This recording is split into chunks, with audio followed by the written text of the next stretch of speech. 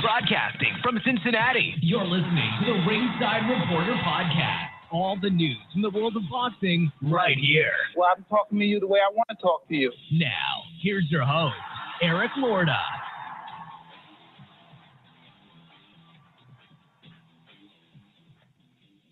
And we are live. Welcome to the Ringside Reporter podcast, where we talk about the latest boxing news.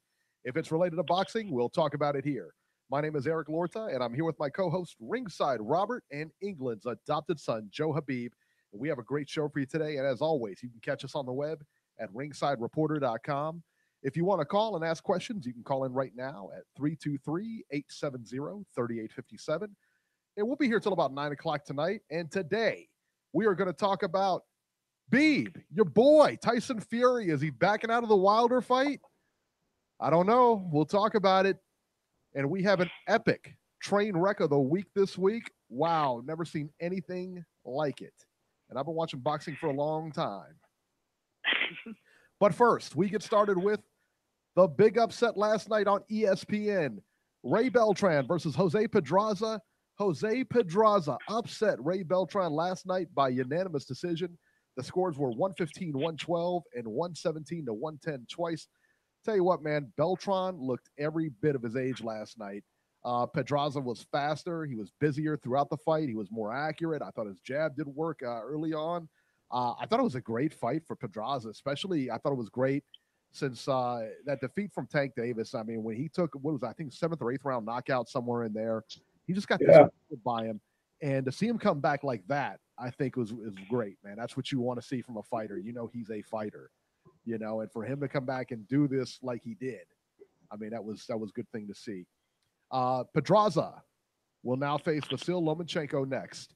And the fight is set to take place on December 1st. Nothing is official yet, but that's the date they're targeting. That's a tall order for Pedraza, man. I tell you what, he had a good win last night. Everybody almost, I mean, I know I picked Beltran. I think everybody on the panel picked Beltran. No, I picked Pedraza, Eric. You did pick Pedraza. Okay, hey, there you go. Yeah. Robert, right on target. So, you know, I think, you know, with Beltran, man, I don't know where he goes from here. He's 37. He looked his age last night. Beeb, what were your thoughts on this fight? Well, you know, I think Beltran, you know, wasn't his best, or I'm not going to say it wasn't his best. It wasn't one of his best performances, I should say. A lot of people actually were picking Pedraza, and I was the one that picked, or you and I were two people that picked Beltran, but I don't know, it was kind of looked upon as maybe Beltran slight favorite or even a 50-50 fight. I didn't even really check the odds. But my whole thing going into this fight was Pedraza can box. There's no question about it. But what I've always questioned about Pedraza sometimes is him being able to fight inside and deal with pressure and deal with guys who are a little bit rugged and rough on the inside, who like to out-muscle their opponents. And Beltran is definitely one of those guys. And I thought he'd be able to apply his pressure, get inside, and you know, push Pedraza back and really manhandle him on the inside. But, you know, credit to Pedraza, because Pedraza showed a lot of versatility in this fight, kind of switched things up a little bit, started off the fight. I felt the first 3 rounds, I thought he you know, boxed very well from the outside, controlled the fight with his jab, snuck some right hands down the pike. But when Beltran started really to assert himself and get past that jab and get inside, I thought round 4 was one of his better rounds. And then I thought that Pedraza won round 5, but thought Beltran went on a little run, winning rounds 6, 7, and 8. And that was because I thought he got inside, and I think that you know, Pedraza was trying to tie him up a little bit, but you know, Beltran was fighting out of those clinches, and he was landing that short hooks on the inside and a couple short uppercuts on the inside. But you know, I think that Pedraza switched things up again, you know, in round 9, and you know, in round 9 and towards the end of the fight, I thought Beltran kind of eked out the 10th round, but the 10th could have went either way. But I think Pedraza started fighting him on the inside instead of trying to freeze the action. And he positioned his body very well on the inside, had his head off center line, and he kind of tucked his chin, and he positioned himself where he wasn't going to stand right in front of Beltran and allow him to grab his upper body, pushed himself off to the side, and he really committed to, going to the body. And I was impressed with how he fought Beltran on Beltran's terms in those moments. And I thought that he did very well, impressed me, because I did not expect it to be that effective at close range, and he certainly was. And we saw how at the 11th round he landed that uppercut, knocked him down. So his inside game was on point, and I think that that surprised Beltran. I didn't think he expected him to be as tough as he was on the inside, because we've seen guys have their way. I think the Edner Cherry fight, I thought he did an excellent job against Pedraza. He lost by split decision, Edner Cherry, but I thought he won the fight, and I thought he really outworked Pedraza on the inside. We saw what Javante Davis did up close too. We just seen guys push Pedraza back and kind of bully him a little bit, and I got the sense that was going to happen in this fight.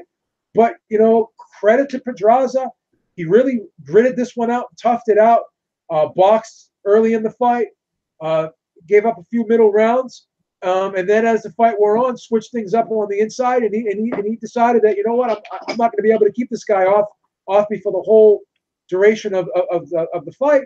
So I'm going to have to pick and choose my spots and actually fight with this guy. But when I do fight with this guy, I'm going to make sure I get off first. And I'm going to make sure that I'm not going to be easy target when I am up close and on the inside. So body positioning was key here. Punch selection was key here. Versatility was key here. We saw Pedraza go southpaw a few times in this fight. So the big thing here was him keeping his poise, keeping his composure, and him switching things up when he had to, and him not allowing himself to be out-muscled or out-hustled in this fight. So credit to him. I thought this was one of his best performances. And you can say what you want about Beltran, but Beltran is a guy who I consider a grinder. No matter who he's in there with, he's going to make sure that he's going to give them a tough fight, whether he wins or loses. And I thought this fight was rather close. I did have this close. I had it 115, 112 myself. 10th round, if I didn't give that to Beltran, I probably would have been a little wider. I think the first round could have gone either way as well, but I did give that to Pedraza. But I thought that Beltran's best round of the fight was the 4th round, and then 6, 7, and 8. I thought he had those rounds too. So I thought this was a very, very entertaining fight, very competitive fight. Hat goes off to Pedraza. Beautiful job. And I would have to kind of counter your argument there. I think that Beltran, although it wasn't one of his best performances, I still think, like I said, he won at least 4 or 5 rounds in the fight. And I thought he did, make a good account of himself. There were points in the fight where it looked like, he was definitely being out-timed and he was being beat to the punch, so to speak. But I think he showed enough that, you could still throw him in there again with other opponents, and I think he could still hold his own against some of the lightweights out there. And I think he'll be a handful for a lot of fighters still at 37. And Bob Arum even echoed my sentiments and said the same thing. He always fights hard, always puts on a good show, gives it his all. I have no problem bringing him back. And credit to Bob Arum and credit to Beltran, because Ray Beltran did do the best he could. He just didn't have any answers for the constant switching up, and I think the speed was a big problem as well, dealing with the speed of Pedraza. I think Pedraza just was a step ahead all night. So, I thought it was a good fight. So you thought that Beltran looked his age too? In spots, yeah. But again, I still think that he made the fight close. It was clear that Pedraza won the fight, but it wasn't like a whitewash. I don't think Beltran was embarrassed at all in this fight. I think he did enough where he still has some left. I'm not going to say he's not slipping at all, right, but I think he's got enough where he can still throw him in there with some of these lightweights, and I think he would definitely hold his own. I don't think he's shot. I don't think he's done. He for sure did not embarrass himself. for sure. No, I don't think he's a shot fighter. I don't think he's done. I mean, he was competitive in that fight, but like I said, man, he just looked. Yeah. To me, he looked like he was outgunned in there. I mean, he was slow. Power wise. I mean, I thought that Beltran probably had him, but then knockdown. We forgot about to talk about that knockdown in the last round, man. It was well, he was the 11th round. The 11th round it was man, he caught him, and I mean, I knew right then that was game over. That was game. And you know what was interesting to me too in the 12th round, I thought he was pushing Pedraza back, and I think he was winning the round. But then, like in the last, I want to say maybe 40 seconds, Pedraza really, put his foot on the gas pedal, and he actually had Beltran on the ropes and was really teeing off on him with some quality shots. Yeah. So Ray, the thing with Beltran was, I think he had a hard time dealing with the speed. And that was a big problem. And I think that he felt as though once he started putting the pressure on Pedraza, because we see Pedraza kind of not do very well when guys press him. And maybe he didn't expect this type of performance for Pedraza. That could play a big factor in there. So, I mean, we've seen Pedraza in there with guys like Edna Cherry, who's very long in the tooth as well. Even Steve Smith, he won the fight, but I thought Steve Smith had some good moments in that fight.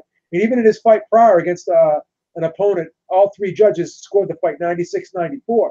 So he's shown some chinks in his armor too. I just think he was on his A game, and maybe Beltran didn't expect that. Maybe Beltran felt as though he would be able to impose his will on this guy, and once he figured out that he couldn't, there was really no plan B.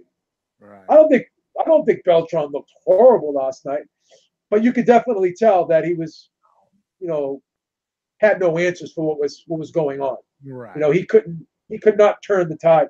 And at moments when you thought that he was turning the tide, Beltran would kind of take the ebb and flow away from him. So, or take the momentum away from him.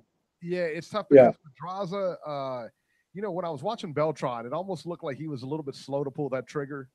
And I can't, like I said, I blamed it on his age, but you kind of wonder, is it more the skill base of Pedraza or Beltran, or a combination of both? I don't know. Because he did land some good. He was cranking that hook up in the middle rounds. Right. He had a good patch in the middle rounds, but then Pedraza, switched it up on him. He started saying, I'm instead of just trying to fight him at a distance, and when he comes close, hold him. He started fighting him hard on the inside and really dig into his body. He was landing some good shots. So, Robert, what were your thoughts on this? Well, I'm happy for Jose. He was thoroughly dominated and almost embarrassed by Tank Davis 2 fights ago, or 3 fights ago, whatever it was. And he obviously learned something from that loss, because it looks like he's went back into the gym and actually worked on things. And last night he just he showed that he wanted the title and he was going to do everything he could to get it. And I don't think Ray Beltran was prepared for the Jose Pedraza that showed up on Saturday night. I like Beeb had it 115-112, 7 rounds to 5, and but I also, in the same sense, I feel bad for Jose Pedraza, because now he's going to have to go in with probably the best fighter in the sport right now. If you want to be realistic, it's between him and Terrence Crawford. Now, if Ray Beltran would have won, the Lomachenko-Beltran fight would have been a complete walkover. I think with Pedraza and with the skills he showed last night, it's going to be more interesting. But I still suspect that Lomachenko is going to walk out of there with Pedraza's belt. Yeah, I don't think there's any question about that. I mean, that's that's a pretty tall order. That really is. Well, based on what I saw last night, I would not pick Pedraza, but maybe he can make the fight more interesting than maybe a lot of people anticipate. Because if he can bring a little bit of that inside game that he showed, because I mean, that was the best I've ever seen him fight on the inside, to be honest with you. And I mean, I don't want to overestimate it because, you know, he did have a speed advantage. But what I did like was, because you see a lot of guys get in there up close, and they can do well offensively up close, but they're not really good defensively. And I really liked how he had this, you know, the presence of mind to position himself where he wasn't, you know, an easy target for Beltran up close. I like, because the taller guy usually has to make adjustments and fight small when he's on the inside. And he did that. He kind of got low, and as I said, put himself off to the side. So he had the proper positioning on the inside. And a lot of tall guys who are used to fighting at range, they don't like Robert Easter, prime example. Look what happens to him when he fights him. He stays straight up, stands right in the middle of his opponent, and that's where he gets hit. Where you know, I thought Pedraza really fought with some intelligence and really positioned himself very well up close. I know it's a tall order with Lomachenko with the speed and everything, but hopefully he can make this fight interesting. I think he'll definitely be competitive. You know, Yeah. now, whether he wins around here, around there, listen, I don't know. But I think he's competitive. I think he goes out there and he does his best. And I think he tries to win. And I think that, like I said, he's competitive. Whether he's good enough to win the rounds, that I don't know. But I don't think it's going to be a complete walkover. Yeah. You know what I mean? I don't envision him quitting in the fight, put it that way. No. You know what would be interesting? Him versus... complete walkover with Beltran, but not with Pedraza. Beltran is, for sure. Yeah, style-wise, yeah, style. You know what would be an interesting matchup? Pedraza versus Jorge Linares. That's a great matchup. That would be a good fight, yes. That'd be a very competitive fight. Yeah. All right, let's talk about Isaac Dogboe versus Hidenori Otaki.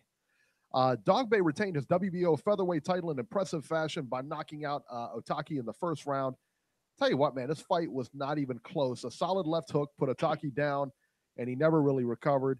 He got back up, got hammered with an overhand right, got knocked down again, got back up, got pummeled. Referee stepped in. That first left hook that he got tagged with that dropped him was beautiful. It was just a picture perfect, textbook left hook that hit him right on the button, knocked him down. That guy, he looked, when he came out, he looked like he didn't look confident, put it that way. He didn't look very confident.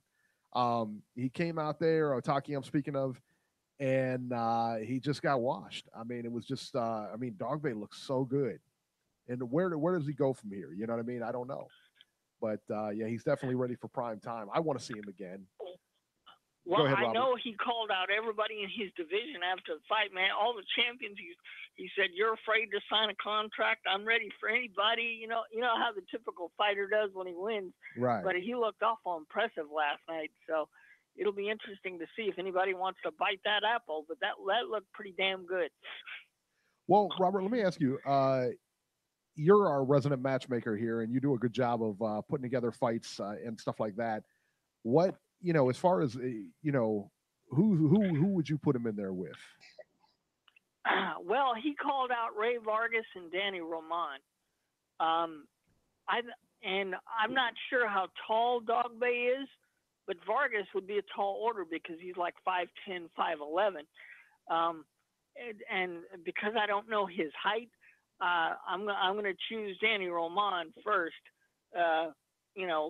Just because I'm not exactly sure of his size, because Vargas is so long. I wonder if Dogboe would have trouble with that. Yeah, he's only 5'2", Robert. Oh, okay. See, that's what I'm talking about. Vargas is like 5'10", almost 5'11". So I think Danny Roman would be a easier choice. And it's so unusual to have somebody at 122 be so tall. So, what about Diego De La Hoya? Wow. You know what? I don't think Oscar will be nice enough and give him a title shot. He's the redheaded stepchild of the De La Hoya family. I tell you what, they never give that guy any love, man. Beeb, what Ring Mag is Dogboe? Oh, he looked like he was explosive, man. Yeah. He looked like a little, I how would I describe it? A little miniature, maybe a little miniature Roy Jones / Gerald McClellan. He was very explosive. Comparing him to Azuma Nelson. Oh, okay. Well, that's because they're both from Ghana. Yeah. I think a lot of whether he's ready for a guy like Ray Vargas now or a Roman, that remains to be seen. I mean, the guy doesn't have a ton of fights. He's got 19 fights, 13 KOs. This is the first time I've seen him, and he wasn't in there with a top-level guy, but he did what he was supposed to do, and he got him out of there, wasted no time. So I got to see him a few more times before I make an honest assessment to see if he's ready for the champions just yet. But ironically enough, he's ranked number 2 by Ring Magazine. So that's, I don't know, take that for what it's worth. I mean, they don't always have it right, but they have him ranked number 2. So I would like to see him and Diego De La Hoya. I think that's a good fight. I think that's a real good fight. I don't think Diego De La Hoya is ready for him. I don't know. I don't know, man. But it wouldn't be a bad fight, not at all. That guy, I tell you what, Dogby is nasty, man. That guy can hit. I'd probably throw him in there with as a barometer type fight. Yeah. Maybe a Jesse Magdaleno. That's a good fight. That's not a bad fight. No, I like that fight. That's a nice little barometer fight, mid-level type fight. You know what I mean? That Magdaleno's tough kid. Fought for the title before. You know what I'm saying? I tell you what, that division is stacked, though. I mean, you got Vargas, Roman in there, De La Hoya, Navarrete. You've got Kameda, Tomoki Kameda in there, Shingo Wake. You got Moises Flores. I mean, there's a lot of good names in there. So I don't know. Man, I kind of slept on that division for a while, but it's getting popular. It really is. Yeah, it really is, man. All right, and then a last one on that card was Michaela Mayer, former Olympian, versus Adina Kiss. Mayer wins via 3rd round TKO. Anybody got anything on this one? Not really. No. You're such a sexist, Robert.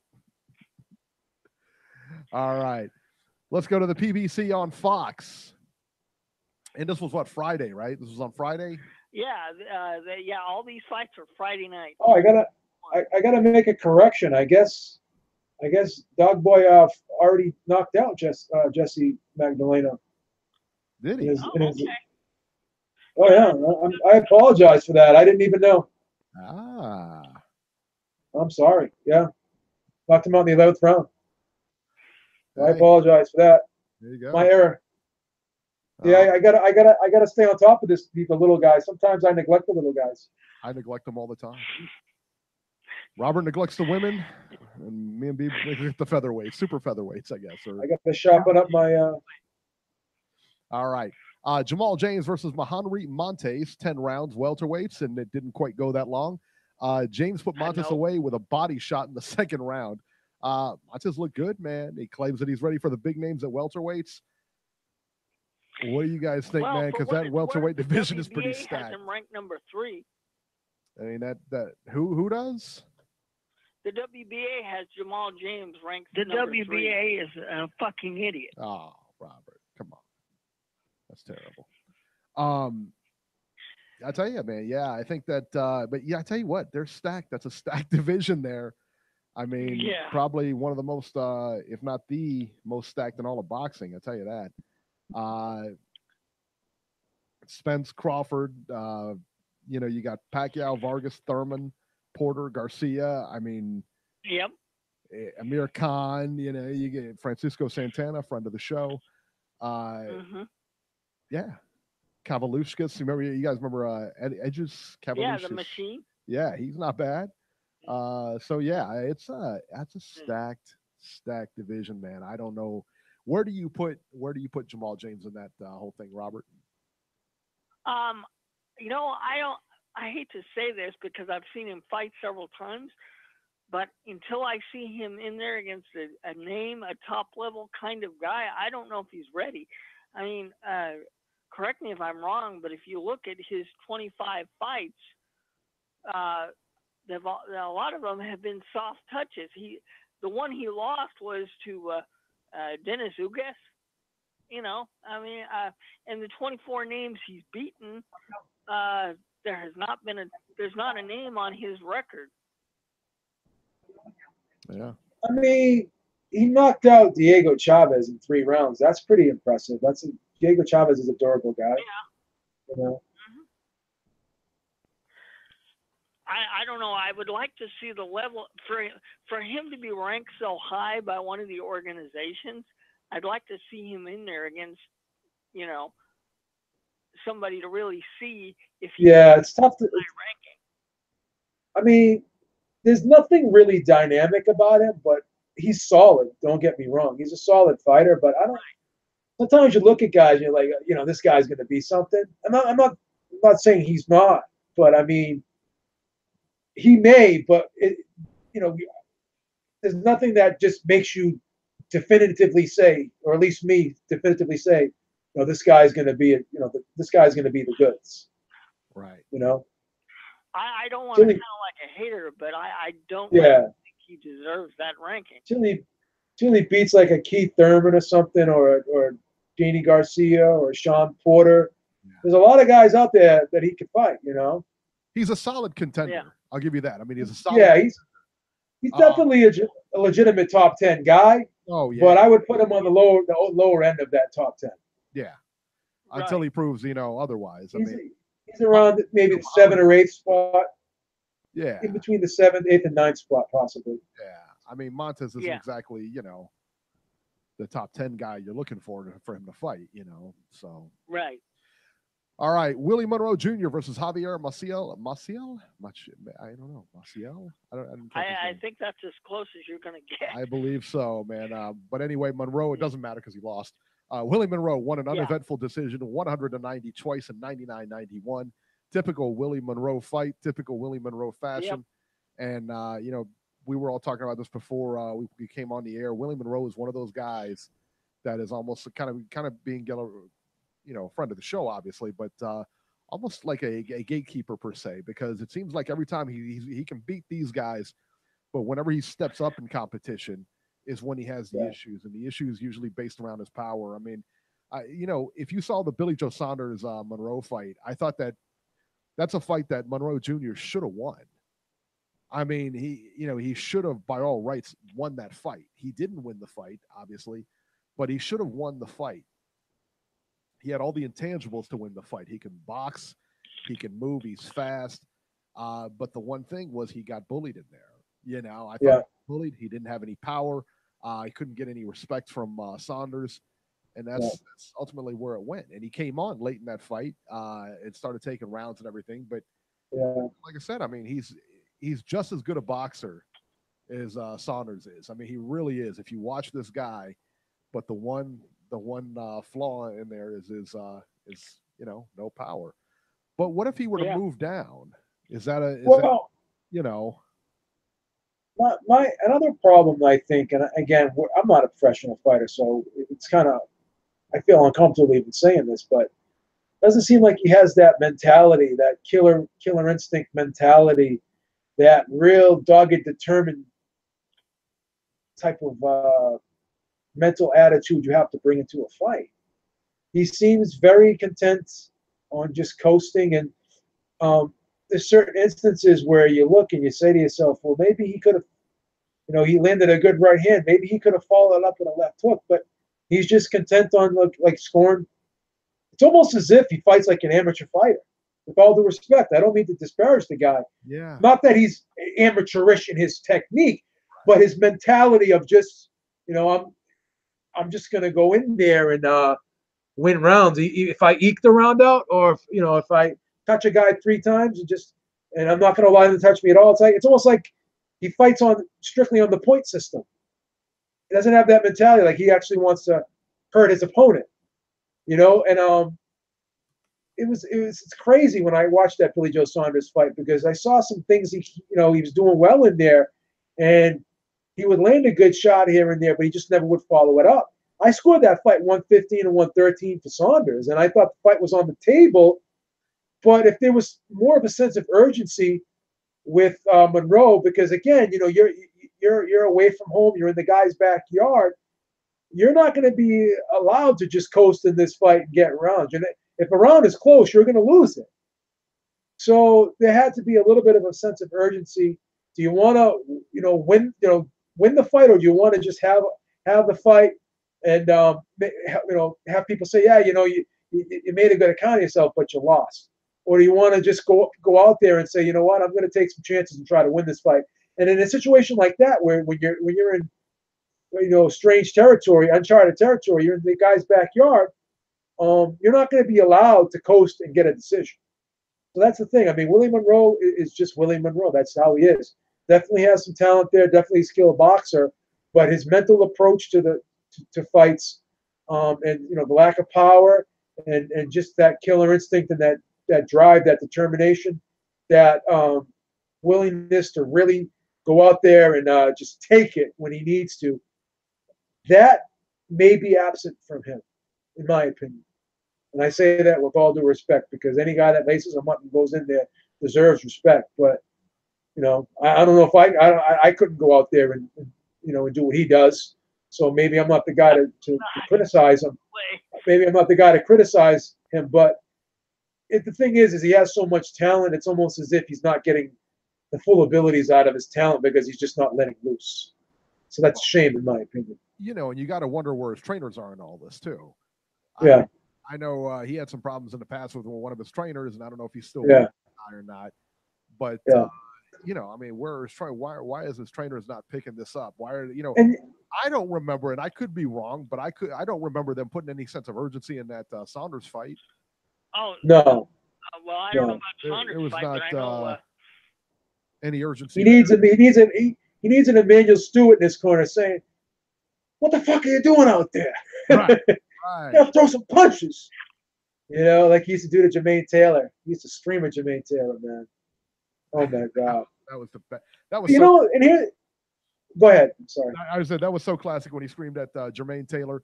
The other, the Lennox Lewis, Mike Tyson, where he says, you got a dead man in front of you. You're sitting there. You're going to play around with some crazy stuff and get hit. And get knocked out. And here's another thing too, Eric. Like even in the Triple G fight, I thought he had some really good moments in that fight. And everyone's like, oh yeah, Triple G's just letting him hit him. Bullshit. Was Triple G letting Bonas Monterosian hit him when he landed that big huge left hook on him? Yeah. This whole thing Triple G's letting guys hit him is bullshit. I mean, it's called slippage. Triple G doesn't always move his head. people would say that. Yeah. It's like Monroe had a good couple rounds versus Triple G, and I'm not going to take that away from him. The guy can fight. He's a great fighter. I mean, he really is, and I think that's the most frustrating part about it. Yeah, is that he's a great fighter, and when I look at him and I think about like that fight with Billy Joe Saunders, I mean, a fight that honestly he should have won. It was on the table. He should have. That fight was on the table. Fight, and why there wasn't more urgency, why there wasn't, I don't know, and that's not on. A lot of times that's not on him because the guy's in there fighting. He relies on his corner to be his eyes out there. And to figure out game plans and stuff like that. His job is to execute the game plan. I don't know. But yeah, I hope he gets back on track. He did look good last night, no question about it.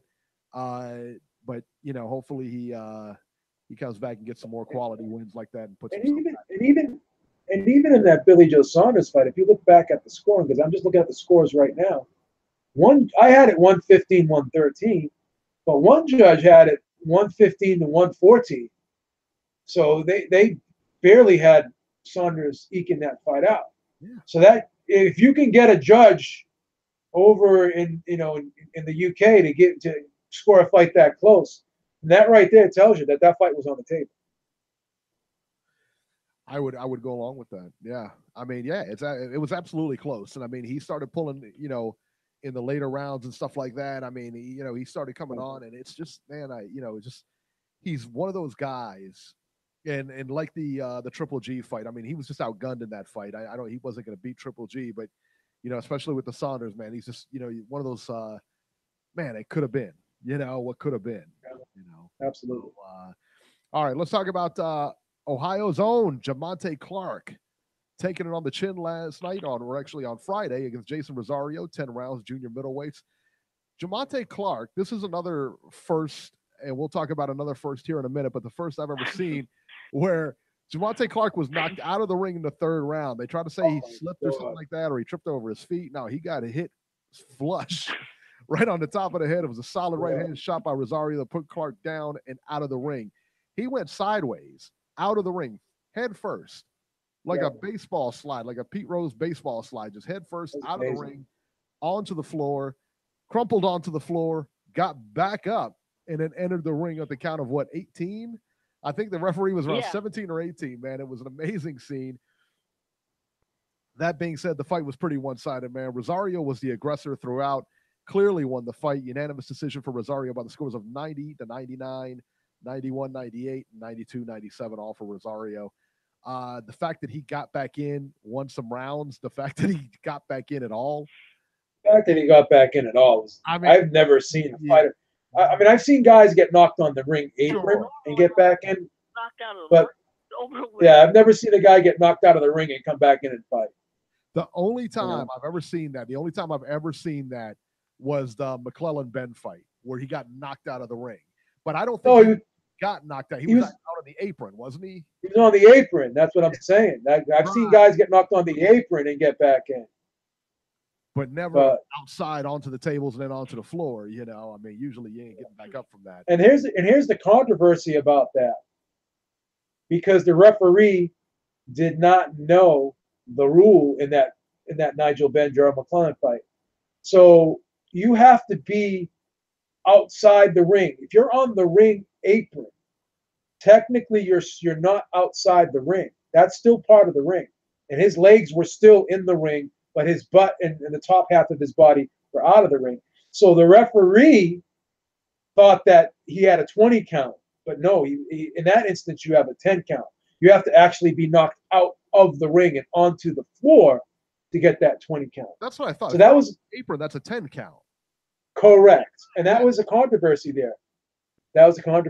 Even if your legs are through the apron.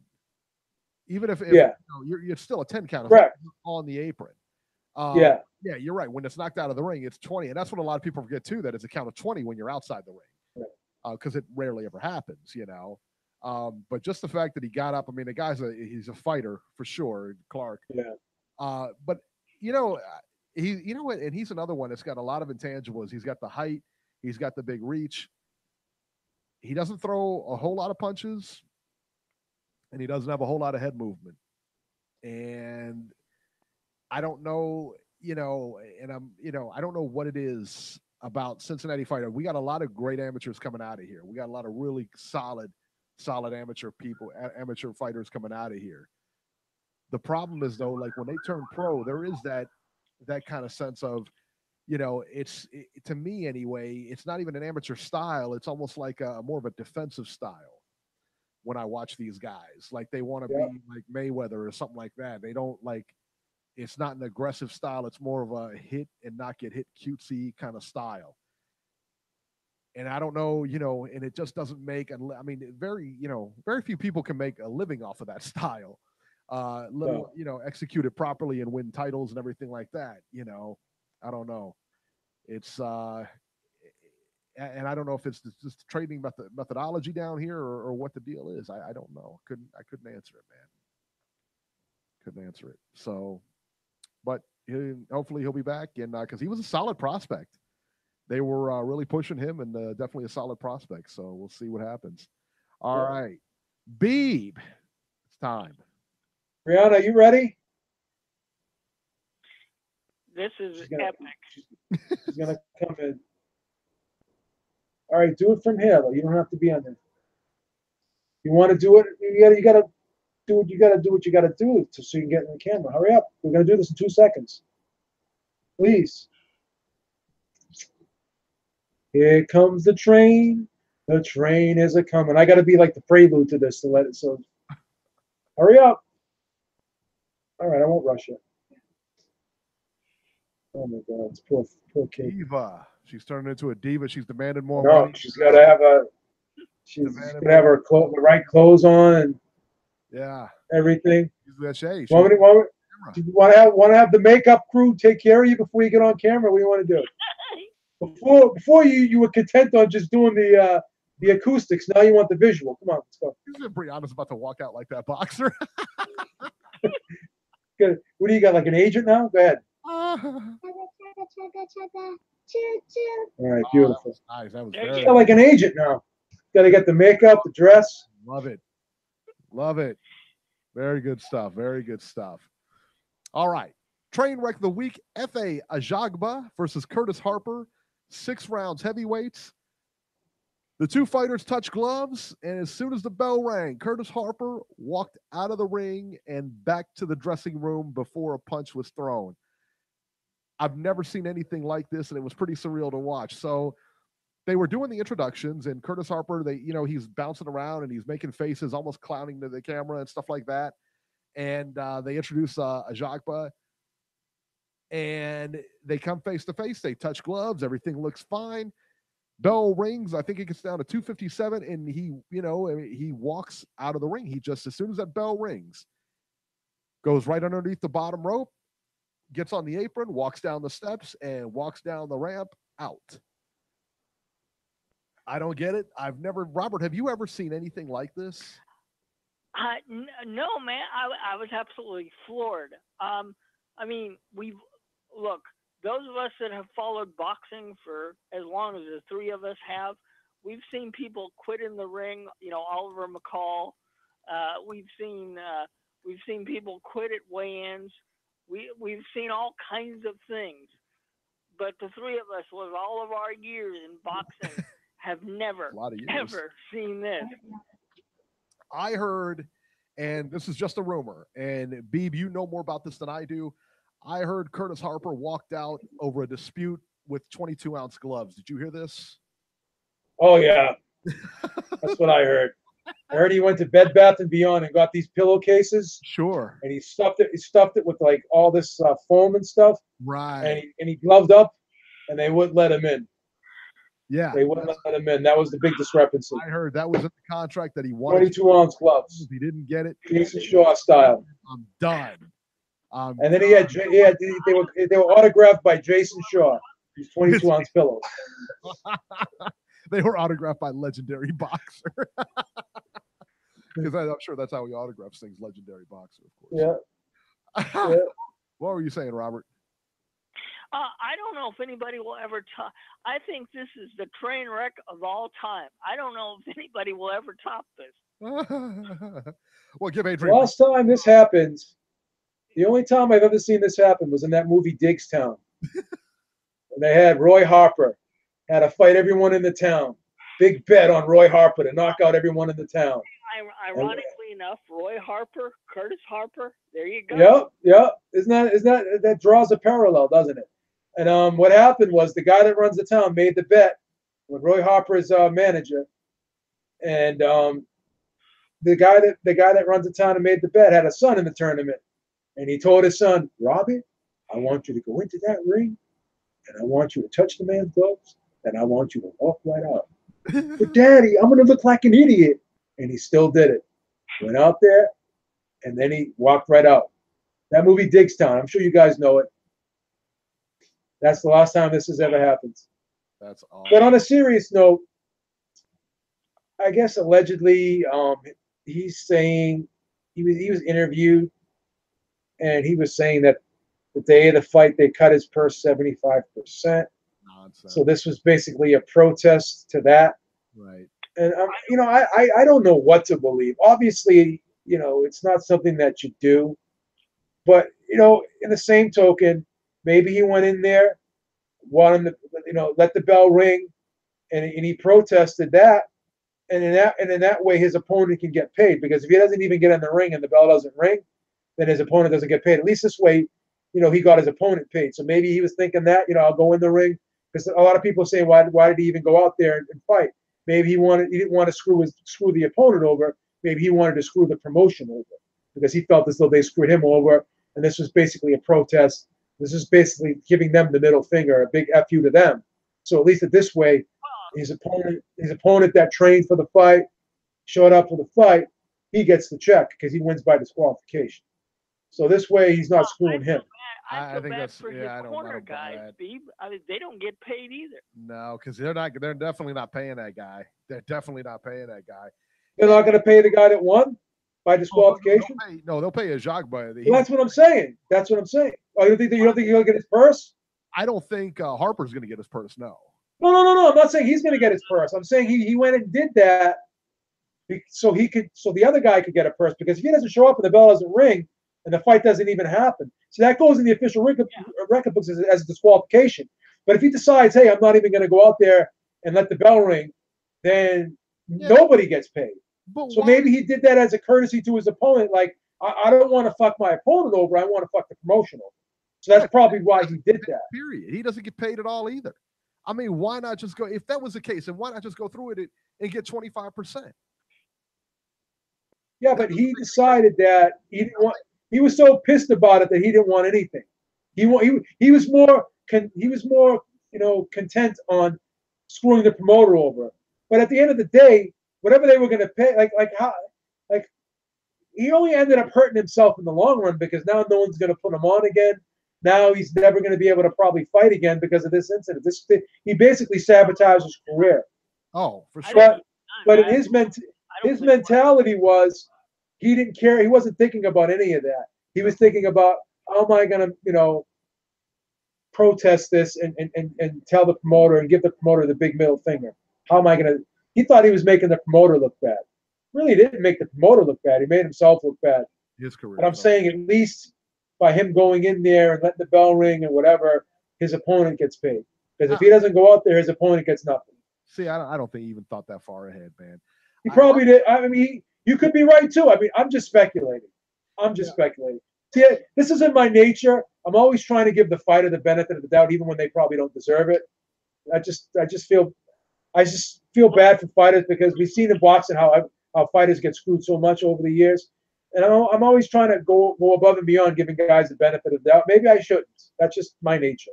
Well, I'm going to be flat out honest with you. I've seen a job of fight before, and I think Harper would have wound up on a stretcher, because this was going to be a very early knockout. Yeah. Okay. So look at Jason says, Beeb with the Disney tales. And somebody in the chat said, anyway. Did he just say, will you fight for 25%? Would you rather get 25% or no percent? It's pretty simple.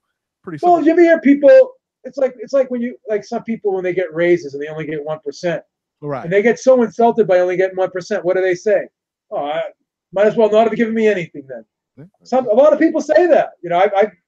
When I was a manager before, and I gave reviews, and I was only allowed to give up someone a 1% raise, and then people would look me straight in the eyes like, might as well not have given me anything. I'd say, hey, it's not my decision.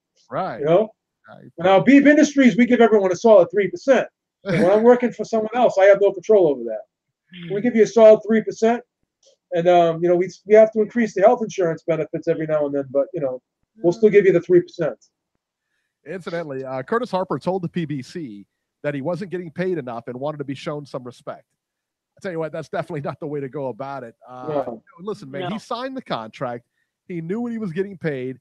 He just, I really believe he got overwhelmed by the moment and left. I don't think there was anything else to it. And this was on TV, people. Yeah. I mean, he did this on TV. Fighters kill to be on TV, and he walks out there and thanks, but no thanks. Well, I'd love to interview this guy. Oh my God. Jason in the chat said maybe he had to, use the restroom or something like that.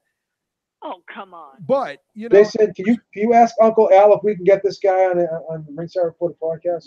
I think we possibly could. I think he could possibly be in front of the show, When you go and pick up his laundry tomorrow and drop it off, you maybe tell him that in passing?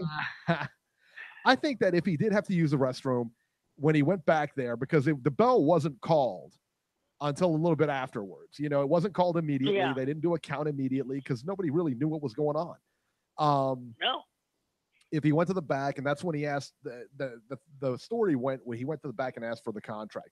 If he went to the back and said, I've got to use the bathroom and I've got to use it now, I'm going to just dump out my pants or just, have an accident here, then I think they would have let him do it. I really do. I don't okay, this is live TV. Anything can happen. I think they, put the next fight on and then bring the other two out there. I don't think they disqualify him. I could be wrong. Maybe they do. I don't know. But, yeah, I think he just got overwhelmed with everything. But it's hard to say because he did have 13. What he had, 18 pro fights? Let me look up his record right now. He was like 13-5 or something like that. He had 18 pro fights. I think 18-4-1 or 13-4-1 or yeah. something. So I don't necessarily buy the fact that he was scared. I don't know what happened there. And he was fighting a guy with 5 wins, no losses, and 4 devastating knockouts. I thought it was 5 knockouts. I thgot he was 5-0-5. I could. I mean, he was 13. He's 13-6. He's 13-6 with 9 knockouts. Yeah, so he was knocked out. He was knocked out himself already 3 times. Yeah, 18 so, points committed. Yeah, I don't know, man. Went the distance with Chris Arreola too. Yeah. Wow. I don't know. It's. I don't know. I don't know how you do this, and I think your career is toast, man. Gerald Washington knocked him out in 5 rounds. He lost his debut. He got knocked out in 1 round in his debut. So I don't think he's afraid to get knocked out. He's already been knocked out before. Right. So yeah. He's already been in there with a big puncher like Chris Arreola too. Went the distance with him. If he was scared of the power and he was scared to get knocked out, there's ways to fight so you don't get knocked. I mean, if you just I legitimately call me naive. I legitimately believe the story. Really? So you believe he just wasn't paid? Why would I believe he? I believe he was pissed off. I honestly believe he was pissed off about his purse.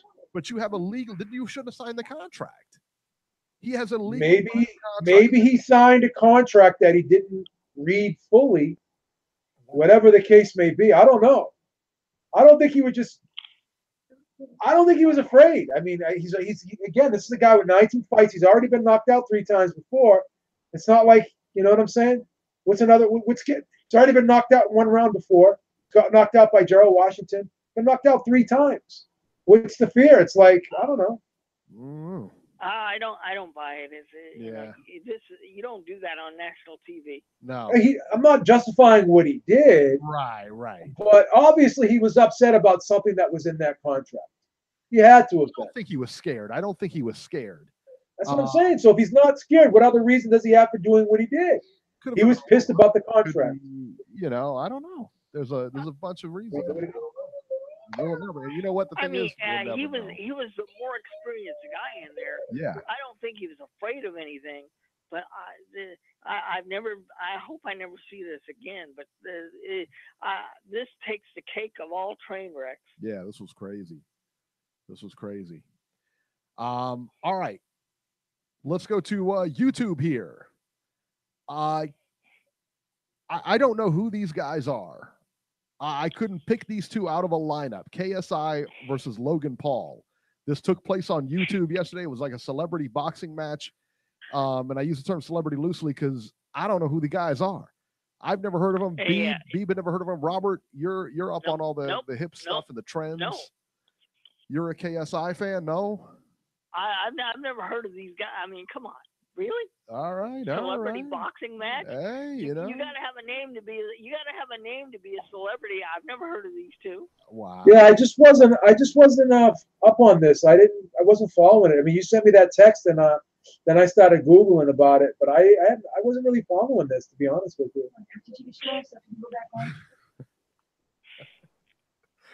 I just read some in the chat that was pretty funny, but yeah, I tell you what, I couldn't pick these two out of a lineup. I couldn't tell you what they do. I couldn't tell you what they're famous for. I did YouTube Logan Paul like prior, just before coming on the show, and he's got a lot of videos out there, and they're just kind of silly videos. I mean, I guess people like him. I don't know. Maybe that's what he's known for. I could not tell you, but a lot of people love him. In front of 18,000 fans at the Manchester Arena, YouTube stars KSI and Logan Paul fought to a draw. More than 800,000 streamed the event at $10 and at least another 500,000 more watched on illegal streams. How about that? 800,000. UK is going to have to explain to me what this is all about because I've never heard of these people. Well, I believe KSI is from the UK, if I got my facts correct. And does anybody know where Logan Paul is from? I thought they were both from the UK, aren't they? No, Logan Paul. They're not? Logan Paul is from Titletown, baby. No, he's not. Westlake. No, I want to see his birth certificate. I want to see birth certificate.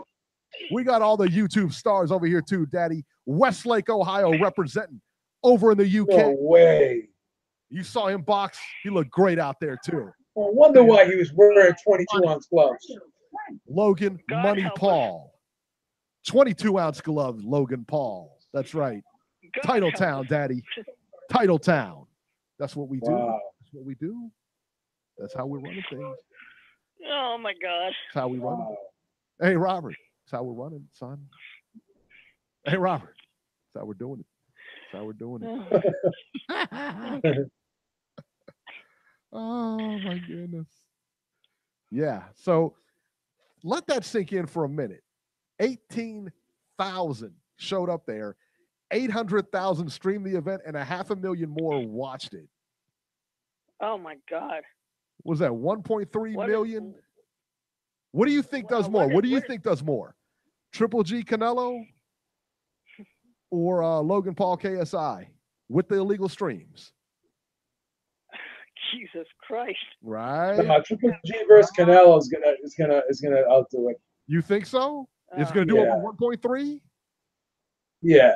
What did it do last time? I think because 1.3. Pay-per-view It did 1.3 last time. Man, and it was going, and that was in the same month of Mayweather McGregor. There's no Mayweather McGregor. Right. So I don't know. I'm riding with Westlake, Ohio. Not the same month, but 2 weeks. It was 2 weeks after Mayweather McGregor. So people want to watch McGregor's. Remember, Mayweather McGregor took place 1 year ago today. Yeah, how about that? Yeah. So it was like 2 weeks. It was like very close to Mayweather McGregor. And I'm sure that hurt their pay-per-view sales. Thank you, Corey Lee, for that donation. Appreciate that. Corey Lee coming through. Awesome, buddy. Thank you so much, man. Banger! Awesome. Corey Lee giving us love in the chat, baby.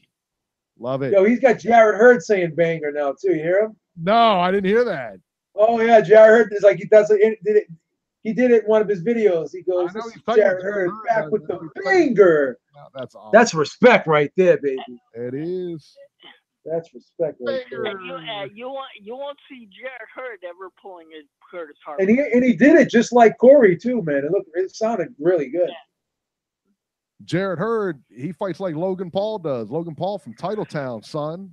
How about that? Did anyone see that fight? Did you see any clips of it, or did you watch it, Eric? No, I didn't watch it. I was gonna watch it. It was like I was gonna watch it, but then I heard you had to pay for it, and then I was like, well, let me see if I can catch it somewhere else. And honestly, I just forgot about it. So YouTube was charging for it?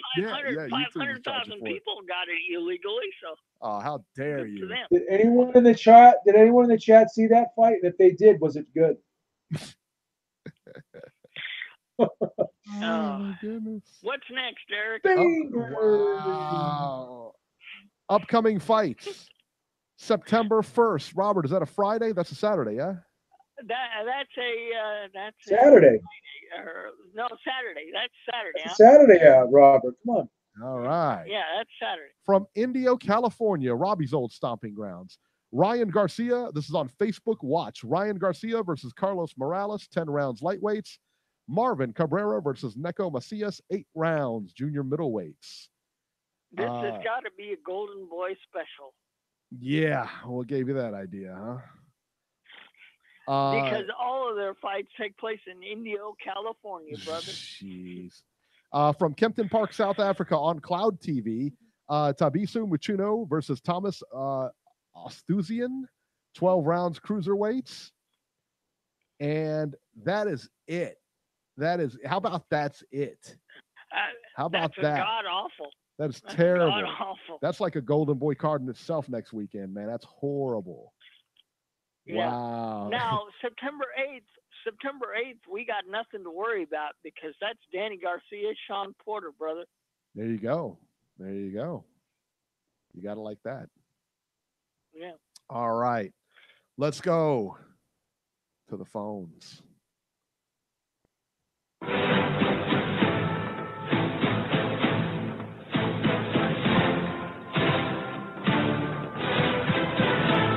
He's a fucking mental case, is what he is.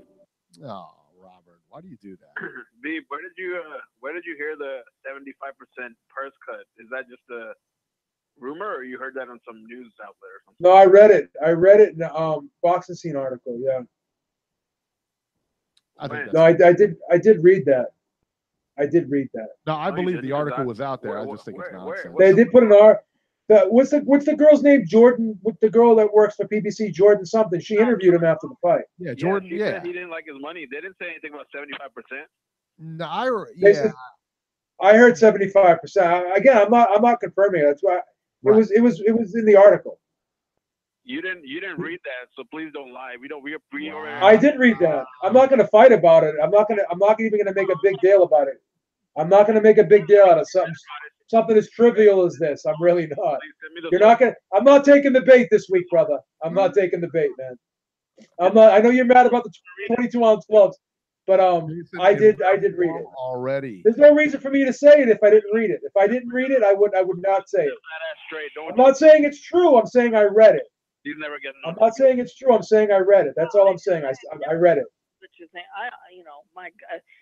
Like I read Dan Raphael. I saw Dan Raphael's mention in the chat about that whole Tyson Fury BS, but that doesn't mean I believe it.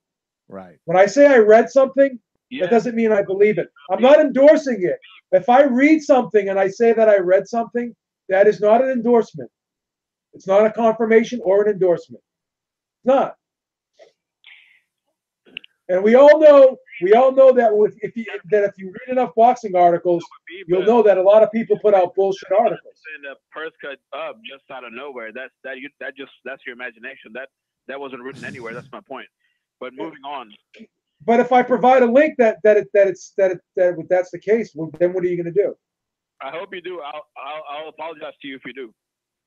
Well, you're gonna apologize to me because I'm gonna pull it up now. I will send it to me on Facebook. No, I'm not. Now I can't unblock you now. Too much defamation of character. But I was gonna. I'm gonna file it. I'm gonna call me a liar. I can't unblock you now. Talk to that guy, the African heavyweight. That's Richard Schaefer's fighter. He said he's more famous because of this than anything. Nobody even knew him before yesterday, so it's good. It's like a good thing for him, isn't it? Well, Jason, I've seen him fight, and he does have a devastating punch, and I think Curtis Harper would have wound up in the same condition. Yeah, but I think he got some fame off last night. He probably made a lot of Instagram posts and YouTube videos. That probably wouldn't have happened otherwise. What did you guys think of Jamal James? He didn't look too bad to me. He looked pretty sharp. No, he what did you guys looked think of him? He looked good. He looked good. Yeah. I don't know how ready for other welterweights there he was is, a couple thousand people there for him. Oh yeah, well that's the second time in a row he's fought in his hometown, man. That's a good showing for him. I'm kind of liking Minneapolis. They came out to support Caleb Trax too when he fought on PBC there, so that's kind of cool. That because you don't really see white people watching boxing these days. It's mostly black people and Mexicans. Like white Americans have pretty much forgot about boxing, so it's kind of refreshing to see that.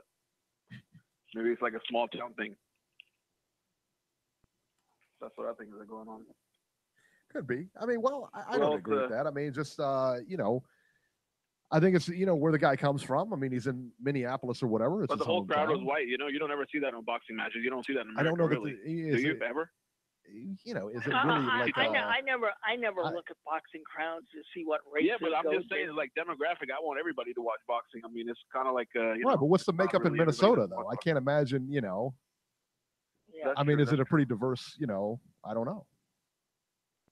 That was a good crowd, though, man. I was surprised. Yeah. I hope they keep going there.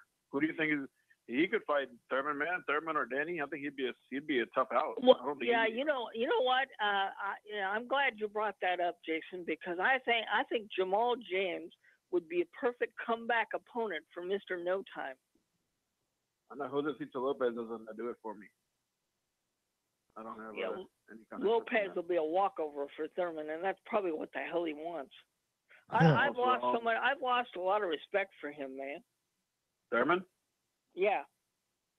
I don't know. I'm kind of different. I'm like, he beat Danny and Porter. Then he had surgery, got married, and I guess I heard his wife's having a baby. So, I mean, this guy's been fighting since like 13, 14 years old. It's probably the first break he's ever had, like a long break. So, I don't know. I mean, he did beat Danny and Porter before he went away. I mean, that has to give him some kind of cachet, don't know?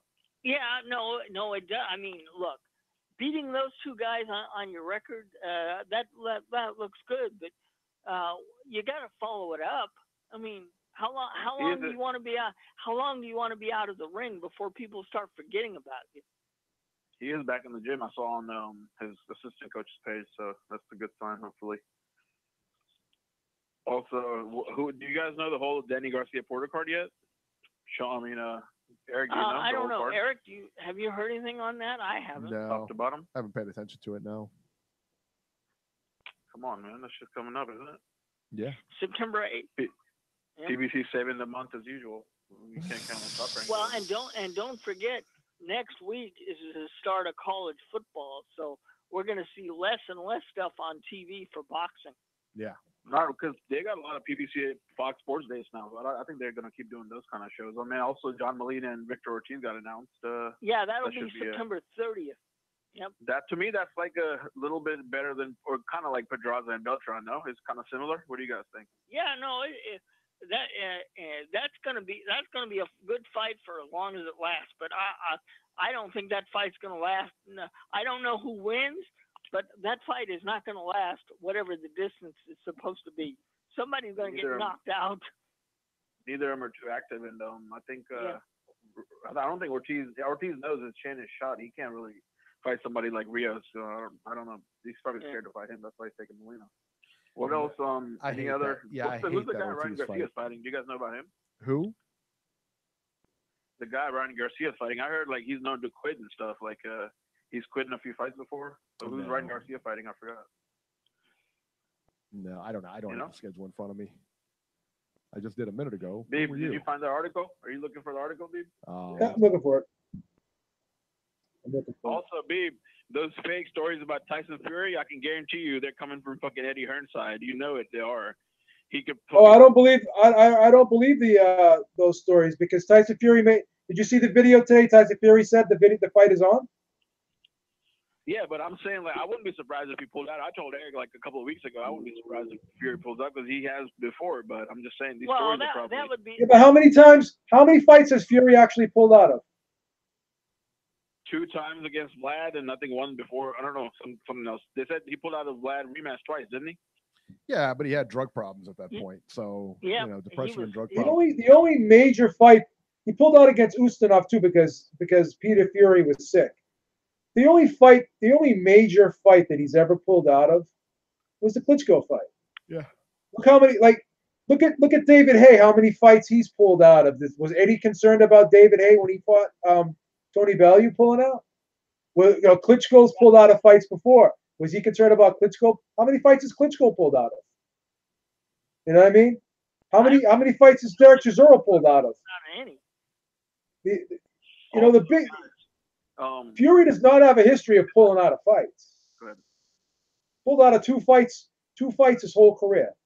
All right, I got the Porter Garcia card up here if you want to hear it.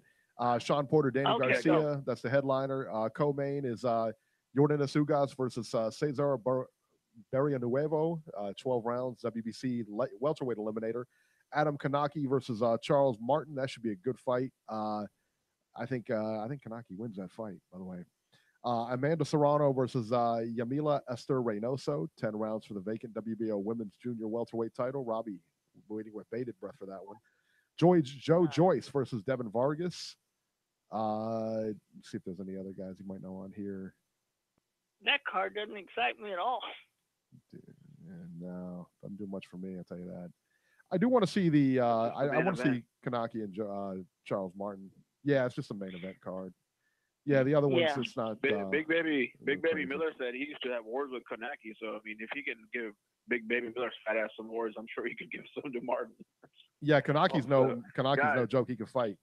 Yeah. So you think Fury's going to pull out of that one, Jason? Huh? You think Fury's pulling out? I wouldn't be surprised if he does, Beeb. To be He honest, went on. He made a video today and said the fight's on. I know you say a lot of things, but listen, hey Beeb, listen. Hey, hasn't the rap on Tank been Robbie everybody? Like his resume is kind of shitty. That beating Beltran wasn't that big of a deal. Haven't we been hearing that for the past year or two? I've heard that. Yeah. Yeah. Jason dropped. All right, Jason, if you're out there, give us a call back. He just dropped. Was not intentional. So, yeah, and I know where he's going with that. He said that, he's actually calling back now. Let him back in. Yeah, here we go. Hold on. He'll cry for weeks if you don't let him back in. He'll cry for weeks if we don't let him back in. Jason, you're on. Are you still there? Hey, hey guys, hasn't the rap on Tank? What happened? You didn't pay your phone bill? You gotta pay that bill, Pumpkin. Pay that bill, son. You gotta pay that bill, there, Pumpkin. Exactly, hit the button. Yeah, no, well, Crickets is Pedraza is the one that won last night, Jason. And I know, of course, but now everybody's like already acting like Pedraza is all this special. Because I mean, Beltran is fucking washed up. He lost didn't he lose one of his last 2 fights against some fucking journeyman? He almost lost. Well, he almost lost the title fight he won. To the African guy? Didn't he lose one of his last 2 fights also? Yeah, was that the title fight? No. Some guy from Nigeria or Ghana or somewhere. Remember? Well, remember he beat what's his name? Oh my God, what the hell's his name? Moses. He beat Moses for the title, but he almost lost that fight. By, right? Yeah, he almost lost that fight. Pedraza beating Beltran is like nothing to fucking be all impressed by. I don't think so. Georgie Jason, in the chat says you got an Obama phone. I'm not impressed. I think Pedraza is going to lose to Lomachenko big time. And now, guys like Dan Rafael are going to fucking hype up Pedraza. Watch. That's what I wanted to say. No, I think Pedraza's a good fighter. I think Tank's a good fighter. Why can't we think both of them are good fighters? Yeah, but they both a lot of people bash fighters. Tank. I'm saying Tank is such a young kid. He beat the dog shit out of Pedraza in just his 16, 17 fight, and he was 21 years old. He got people are bashing him like he's done nothing, I mean, even Cuellar, dude. Cuellar is a fucking solid fighter. I think Cuellar is a better fighter than Beltran or Pedraza, to be honest. That guy can fight. He's fucking hits hard too. And Tank fucking took him apart in 3 rounds. He got no credit for that. Well, Tank's hanging out with our boy Adrian Bronner from Titletown, man. So maybe he's going to right the ship and get back on track. Tank is drunk and fat, though. I feel sorry for Tank. He's already. That's Floyd's fighter. It's Floyd's fighter, son. Tell him to take care of his fighter. Ohio is just Tell him to take care of his fighter, son. L after L after L. Tell him Ohio is like the L incubator. That's that. The what? The what? The L incubator. Led by the Cleveland Browns. Now the Cavs are going to take over that title. Browns. You guys know Cincinnati's undefeated, right? Now that James is gone. You guys know the Cincinnati's undefeated. The Bengals unbeaten, son. Can't wait to read Dan Gilbert's fucking angry letters to LeBron next year. That's gonna be funny. Yeah. He did his point, man. He came over here, gave us the title. I don't blame him. Jason, you excited for Canelo Golovkin? No, I am, but dude, I don't watch anything the refs but look PBC. like the fucking who's who of the mafia town, like the fucking. You gonna buy it? You gonna watch the pay-per-view? Yeah, you gonna buy that card? You gonna buy Canelo Triple G? You gonna buy it? I think I'll just go to the Mexican restaurant and watch it.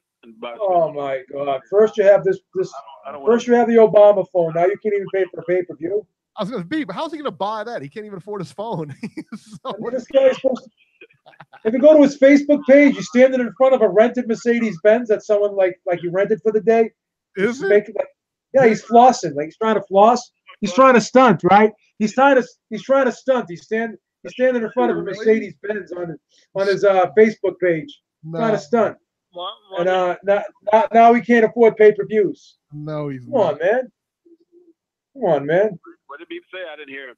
He said you're standing in front of a Mercedes-Benz on your your Facebook page. You're sitting there in front of a Mercedes-Benz, stunting. Probably someone let you borrow it for the day, or you rented it. You know what I'm saying? Who's standing? Now you can't even. You're trying to floss heavy on Facebook, and now you can't. Now you're not going to pay for a pay-per-view. He does. That's not me. He does. I'm not standing in front of a Benz. That's probably somebody else. I'm lying, right, Eric? Am I lying? He sure does. I'm looking at it right now.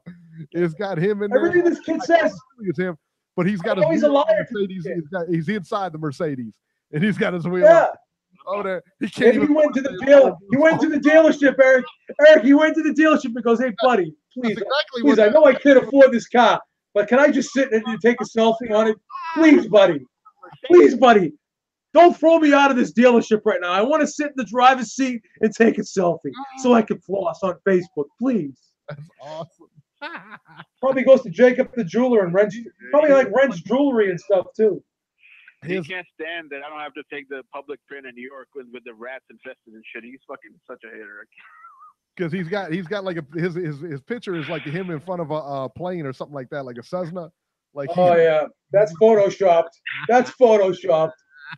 That's definitely photoshopped. Get out of taking here. the garbage out of the Cessna, and then he was like, "I'm thinking I'm gonna get." That's definitely photoshopped. This guy can't even afford pay-per-views, and he's taking pictures in front of private planes. Get out of here. Only thing he affords is get out of here. Gloves. That's it. I hope so. He's got that little cute eyes-wide shirt on, thinking he's like freaking Arnold Palmer, pretending he's a golfer. Pretending he's a golfer. He's a fucking miniature golfer. Get out of here. See you later, Jason. Did you send me the article, Beeb? Did you send me the article? I'm working on it. Robbie's just like, see you later, Jason. We gotta go. I'm not saying it's true. I'm not saying it's true. That's something I heard. Just like Dan Raphael in the chat saying Fury's going to pull out. Is that true? I read it like in forums type stuff. You know what I mean? Yeah. I heard Beeb. I heard Eddie Hearn is signing Errol Spence, Wilder, Mikey, and Broner, and Wilder all to the zone. Did you hear that too? Nope. Yeah, I've been hearing Eddie say that for months now. But if you've been following this sport long enough, and you go on the forums, you go on the chats, even Dan Raphael, I came on here like everyone else, because everyone else is saying, oh, well, if it comes from Dan Raphael, oh, it's got to be true. I learned the hard way that no, it doesn't have to be true if it comes from Dan Raphael, because even these guys that have professional jobs doing this, they put bullshit stories out too. And you know what's funny? Dan Raphael will say things on Twitter and say things in the chat, but he won't write an article about it. So basically, he puts it out there, but he doesn't write an article about it, so he can't get called out on it. That's kind of a 2 weeks. Kind of a. Babe, 2 weeks ago, Dan Raphael said in his chat that he hates the WBA, but he has no problem with the WBO. He said WBA is perfectly fine with me. Can you believe that? He said the WBO. Yeah, but he always makes fun of all the sanctioning bodies. Yeah. We're so I don't know. All right, guys. WBO. Thanks. All right, man. Let me get out there before fucking. All right, man. Roasted, son. Robbie gave you the hook, son. Robbie said it's time. You got to go.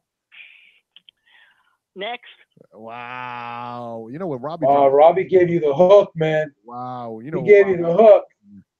Yeah. Want you out of there. Ohio runs boxing in the chat. Logan Paul from Ohio. Yep. Told you guys. Someone in the chat asked. Someone in the chat asked if Dan Raphael was in the chat. No, he does a weekly chat himself called what is it called? The Fight Freaks or something like that. Boxing Beat or something like that. I think it is. Boxing Beat, yeah, and he does, and he says things on his chat. Doesn't he have a weekly show on ESPN Plus now? Yeah, boxing. Yeah, I'm not sure, but I know he does the weekly chat on ESPN. Yeah. He's always putting on information on there that Well, I heard from a friend of a friend, someone in the camp. Who's someone in the camp? It could be any. It could be the guy fetching the coffee. Who knows who? Someone in the camp. How awesome would it be? Ohio runs boxing is always doing those memes on Facebook. How awesome would it be if he did a 22-ounce glove meme? That'd be hilarious. Either him or the Haymanites, one of the two. They're always coming up with stuff, man. I mean, if a lot of times we find ourselves saying, "I heard this, I heard that." That doesn't mean you're co-signing on it. You're not confirming it. No, no. Fuck. Dan Raphael did say that Errol Spence was getting $3 million to fight Lamont Peterson. He heard again one of his alleged quotes. I heard from someone in the camp, and it was totally false when the numbers were released to the commission. He only got $1 million. Yep. So I mean, that's funny because that's a good segue into what's going on here. It's another Dan Raphael heard. So here we go. News and rumors here. is Fury trying to back out of the Wilder fight? And we've kind of already touched on this. Now let's talk about it here. In an article in the Sun News, and I think that's a UK, Dan Raphael is quoted as saying, "The latest from Fury's team is that he is now apparently balking at the fight. I was told yesterday by a member of his management team. All I know is that one of the members of the management team told me that he might need another fight first. Who knows what will happen? Maybe he's just negotiating. If he punks after all this hype last week, shame on him. We'll see what happens. Hopefully it gets done." Fury said after his last fight against Pineda that ideally he would squeeze one more comeback, but that fight looks increasingly unlikely if the fight is to be announced. Tyson Fury has taken to social media and denied all this. Put out a video saying, "I've been reading and I've heard what some of the rumors that the fight is off with me and Wilder. Not on my watch, it ain't. I'm not pulling out of nothing. It's on like Donkey Kong," said Fury in an Instagram story. Tyson Fury is like a king coming to America. So there you go. I mean, Dan Raphael has said something that he heard from the camp, kind of like the Errol Spence thing. And Tyson Fury, he heard it from Tyson Fury. I mean, you got to wonder like who he hears it from. I don't know. You know, but for Raphael, I mean, Raphael's pretty credible. You know, so for him to put it out there, that's not saying he's wrong, that he's never wrong, but he is a credible source, you know. But why would he just say it in the chat? Why does his quote being used secondhand in someone else's article and not in his own article? I looked. You know what? That's funny though, because you know I looked for it. Looked for the quote. All right, that supposedly said, I can't find the quote. I can't find it either. That's what I'm trying to tell Jason. Jason's like, "Oh, well, find this, find that."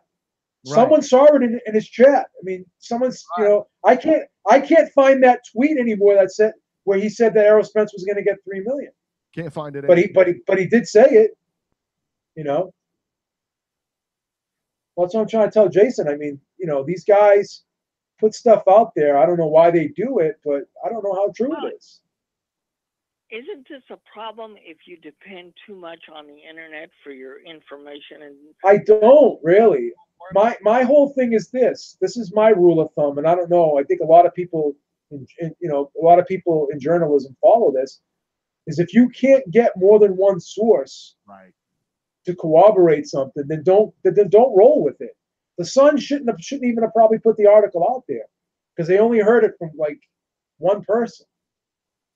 So and then some from Dan Raphael's mouth. I mean, you know, and Dan Raphael. Yeah, I don't know exactly. And if he's not telling them personally, then you know. And who is someone in the camp? That is, or someone in the management team. Right. That is so vague. Could be the person that freaking puts the. I can work for the minute, just like, and again, I'm not going to put anyone blast, but if you say you work in the field and you can't reveal what you actually do, then maybe you're probably embarrassed. Maybe your job's not that important and you're embarrassed to reveal it. You hear people say, "Oh, well, I'm in the business." Well, what do you do? Well, I can't reveal it. Well, why can't you reveal it? Hotel rooms. You know, nobody cares. Nobody really cares, you know, but no, who does that? You know what I mean? Yeah. So someone in the camp, someone in the management team, if you can't drop a name, then why wouldn't you be able to drop a name? If it doesn't have the trainer's name attached to it, the fighter himself, or the promoter, then how credible is the statement? Yeah. Thank you to Ohio Runs Boxing, who just showed us some love in the chat. Thank you so much. Thank you, brother. Appreciate the support. And go check his Facebook page out, Ohio Runs Boxing. You can catch him on Facebook. You can catch him in just about every boxing board on Facebook too. He's got the best stuff out there, man. So you definitely go check him out along with Corey Lee on YouTube. Go ahead. I'm sorry, Beeb. No, I'm sorry. I'll let you go. I'll let you take it because you had something to say, and I kind of went right over the top of you. I apologize. Go ahead. No, I was just saying that with the whole thing with Fury and everything like that, and Raphael, I was kind of piggyback on what you said. Is that you said that most people, you know, and we're kind of the same. If we don't have more than one source, you know, if I don't see it in more than one place, then we'll either not post it or not say anything about it on the show, or what we'll do is we'll preface it with, "This is where it came from. I couldn't find it anywhere else, but this is where it came from. Take it for what it's worth." you know. But yeah, and like you said, I mean, and I know you look for it, Beeb. I look for the quote also. I couldn't find it. I couldn't find that quote anywhere, you know. And but clearly the rumors were out there, you know. And you know what's Tyson Fury addressed him, so. And you know what's crazy? Usually when someone does do something like that, when they're quoting someone from Twitter or something, or from a forum, they usually in the article there's a screenshot of the actual quote. Like you'll see the tweet, or you'll see the actual line in the forum. This did not have that article did not have that in it. You know what I'm saying? You'll see articles written about something someone tweeted out with a picture of the actual tweet that they tweeted out. This didn't have that. No, it was just an article, right? You would have to actually have the transcript of the tweet, something. Yeah, it didn't even have any of that. Nothing. You know? So we don't even know if this is true or not. Yeah. So, but we do know that Tyson Fury has come out refuting any rumors to the contrary that he's not fighting him. Now, Beeb, you had an interesting story here about JD's, who is the manager / trainer for correct, Deontay Wilder. And he is I think he's like a part-time trainer. Who's actually Deontay Wilder's actual trainer? Do you know? Mark Breland. Mark Breland. Who? JD's is the manager. Mark Breland. Who is Mark Breland? Yeah. No, I think he was in one of the. I think he was in the Olympics. I think it was maybe 85, 87. No, 84. He was in the 84 Olympics. Did they even have an Olympic team in 84? Oh yeah. Oh yeah. Oh wow. I didn't even know. I think they did. We ever had. Really? I think they did. Yeah. I've never heard of that guy. People who know the history get the side joke. We're not gonna get into that. Absolutely. Yeah. All right. So tell me about JD's, and because tell me about this whole thing. So I was on the web and reading articles about how JD's approached Peter Fury and asked if he could have Hughie Fury spar Deontay Wilder in preparation for Tyson Fury. And there has been a falling out, I think, with Tyson Fury and Hughie Fury. And that's why I believe Peter Fury is no longer Tyson Fury's trainer, from what I've heard. Again, from what I have heard. So apparently there's something going on where Peter Fury would still be training Tyson Fury.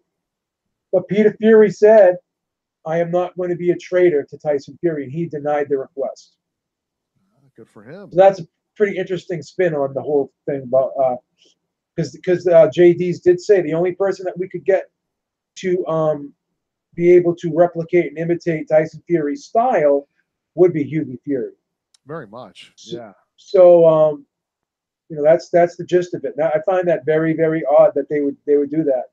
Obviously they did it because they realized there was some friction between the family members, and they felt as though that they could seize the opportunity. Sort of like how De La Hoya had Mayweather Sr. as his trainer when he was on the outs with Mayweather Jr. Yeah. So blood he thought that could happen. So that's very interesting. Blood thicker than water, man. Yeah. And there is a lot of stories on the internet about that too. Yeah. All so right. If Jason wants to use Google, he can. Like he's trying to keep us honest, I guess. I don't know. Oh yeah. All right. So talk about this surprises me. This next one really surprises me. And Beeb brought this to my attention. Sergey Kovalev exercising a rematch clause. What's going on with this? He is. Yeah. So it was an article in Boxing Scene. I think it's been on a couple of sites now. He is exercising his rematch clause against Alvarez, which is amazing because shout out to Sergey Kovalev for at least getting right back in there after taking losses, because this guy has every reason to not fight Alvarez. I mean, I thought he lost the fight pretty badly. He was knocked out, I think, in vicious fashion. And a lot of people cried for his retirement after this fight. He got beat so bad. So for him to want to get back in there with the same guy, that's incredible. That's amazing. So credit to him for that. But that's true. Yeah, there's going to be a rematch. Robert, go ahead. No offense to Sergey Kovalev, but he got the living daylights beat out of him. He doesn't deserve a rematch. And sure. Well, if you sign the clause, you can exercise it, Robert. I mean, he did sign a rematch clause. Right.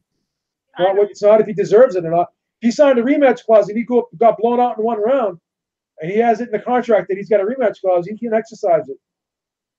Yeah, I know. That's horrible. Sorry, Robert. We're on the same page, Robert. If it makes you feel any better. No, I mean, I get what you're saying, though, Robert. I understand. I understand your point. I agree. I'm just teasing you. Canelo Triple G, that deserves a rematch. This does Absolutely not deserve a rematch. You know.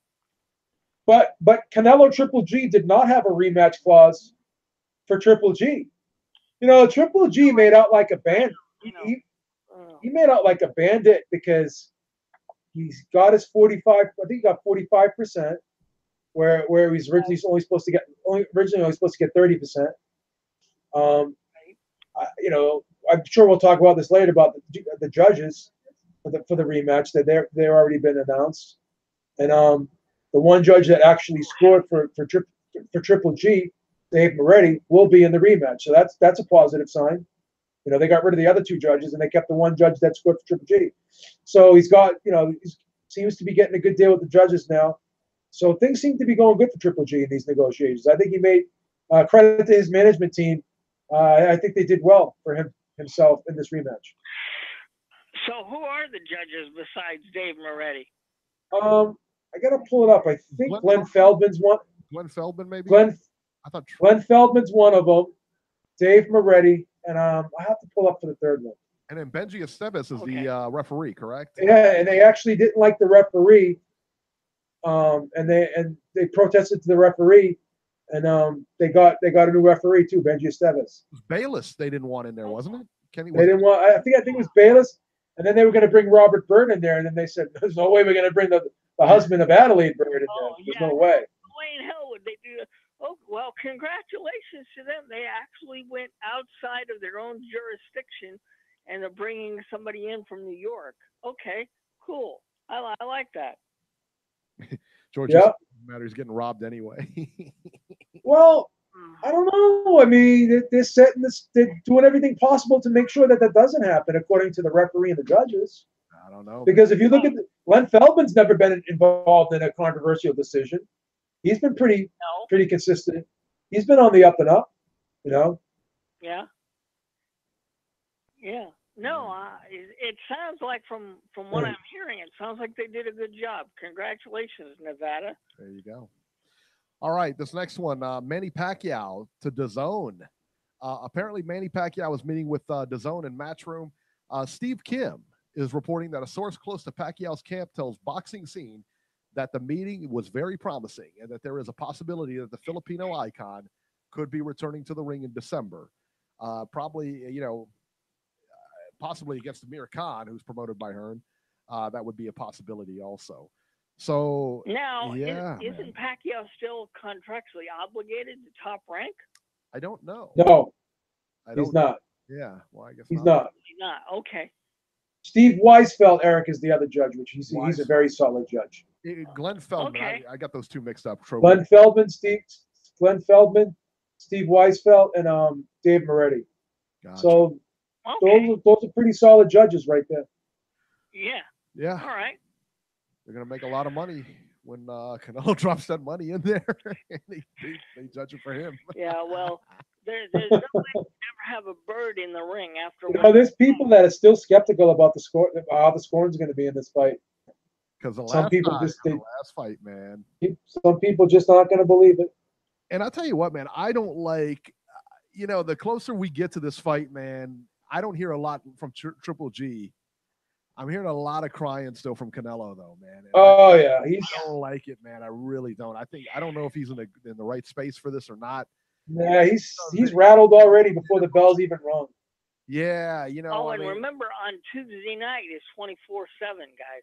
And I was thinking about Triple G earlier in this whole thing, that he was the one that was kind of making waves and making a big deal, and it was kind of out of his character. But now Canelo, as the fight gets closer, I'm hearing less and less from Triple G. He's like zoned in, and I'm hearing more and more crybaby stuff from Canelo. His feelings were really hurt over this whole thing. It's like, well, Triple G played this whole thing perfectly. The way he handled everything. Yeah. As soon as he found out that he tested positive. He was so smart to go out there and kind of go on a smear campaign because it only made himself look better. It only helped promote himself. Now he's going to be the good guy, the baby face of this promotion. Right. And usually Canelo's the baby face of the promotion. So he was able to flip the script, you know? What a great move on him. Fight night. It'll be interesting fight night since it's going to be in Vegas. Who gets more cheers the second time around? Because Canelo is always, the Las Vegas favorite son because that's where he fights most of the time. It'll be interesting to see what kind of reception both of these guys get when they come out. Canelo will get the big reception. Joe Lopez in the chat asked, what is Canelo crying about? Well, what he's crying about, exactly. I mean, what he's crying about is he's still going on about the clenbuterol. Yeah, he's he's still going on about Triple G smearing him like that. And he's still upset about Triple G calling him out for that. Right. He's upset. And he's still going on. So he's basically letting Triple G know. It's basically letting Triple G know that he's in his head. Yeah. Which is something you don't want to do before a big fight. Right. You got to wonder what kind of space he's in, He's like, I'm still upset about Triple G accusing me, on Tuesday, not believing me. Right. Speaking of Canelo and Triple G, a special belt has been made for these two. Oh, God. The WBC is making, I guess made a special belt for these two. It's called, I guess, Mayan Warrior or something like that. And it's a white belt. It's a WBC belt, a white belt with kind of like the Mexican kind of, what you would consider like Mexican markings kind of thing, like decoration stuff. It's very, very Latin, I guess you could say. Oh, okay. I mean, yeah, it's nice, and they did that for the last one, but I thought I read somewhere, or maybe I heard it somewhere, that the WBC gave Logan Paul a belt yesterday, or KSI or DSI or whatever his name was. I guess they got belts too, and they call them special belts, but it kind of takes the meaning out of special belts when everybody has one, doesn't it? I want one too. Yeah. I want a Beeb belt. I want a belt that says WBC. WBC. The B has the Beeb. WBC, like the middle of it, Beeb, right down the middle. That's what I want. Have it the Beeb belt. The WBC belt. I'm gonna get a WBA belt. That's what I want. All right. Let's go to area code 805. 805, you're live. Hello, Nacho. Hey, what's up, guys? Nacho, what's going on, brother? Nothing much. Hey, what's going on, Beeb? I just wanted to basically call in and tell you guys that my prediction for Pedraza and Beltran pretty much came true last night. It did. It really did. You nailed that one, kid. You nailed it. You totally outboxed him, and he was able to make him look pretty amateurish. And Beltran just looked like he got old overnight. And Pedraza give him enough movement and enough angles to where he was never able to really, hurt him or stun him in the fight. And then I honestly thought the fight was kind of close up until about the 10th round. And then once Beltran got dropped by that uppercut with Pedraza hitting him when he was coming forward, I thought that pretty much sealed the deal at that point. And I thought Pedraza won the fight at that point. And it was a really good win for him. It'll be interesting to see now, like Robbie said, what kind of style problems Pedraza gives Lomachenko for their fight in December, because apparently the winner was going to get Lomachenko. Yeah, it'll be December 1st at the Forum in LA, man. So. Yeah. Yep. And then how do you think? Hey Nacho, before you go on, let me ask you a question. How do you see that fight going, Lomachenko and Pedraza? I think Pedraza can give him problems, and give him a totally different look that he's not used to. I still think that Lomachenko will find a way to figure him out, but it's going to take him. I think Pedraza is going to be competitive in the first half of that fight, and then eventually, as the fight goes on, I think Lomachenko will figure him out, and he'll get him out of there. But it's going to be I think it's going to be a good fight. As far as the other one, Dogbe knocking out Okatoni, or I can't.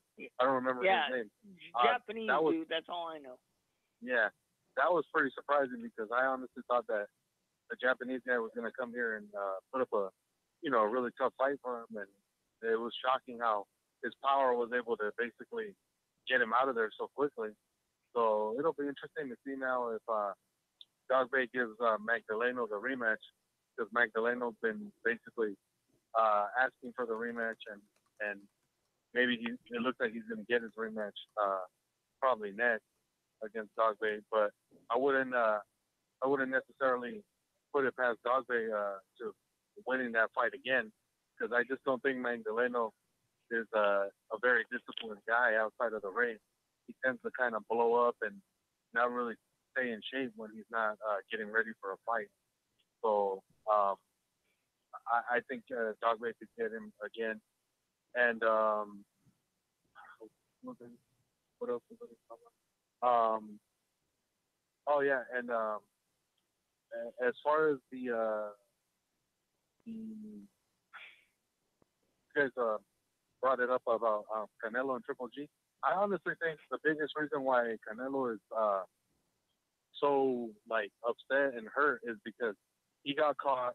He was made to look like a jackass for trying to lie his way out of it, and then now that a lot of people have made their feelings known about him getting caught, his ego is really fragile and it's really hurt, and so he's kind of lashing out and trying to call Golovkin out of his name, which is pretty uncharacteristic of Canelo, because Canelo never lets anybody get under his skin.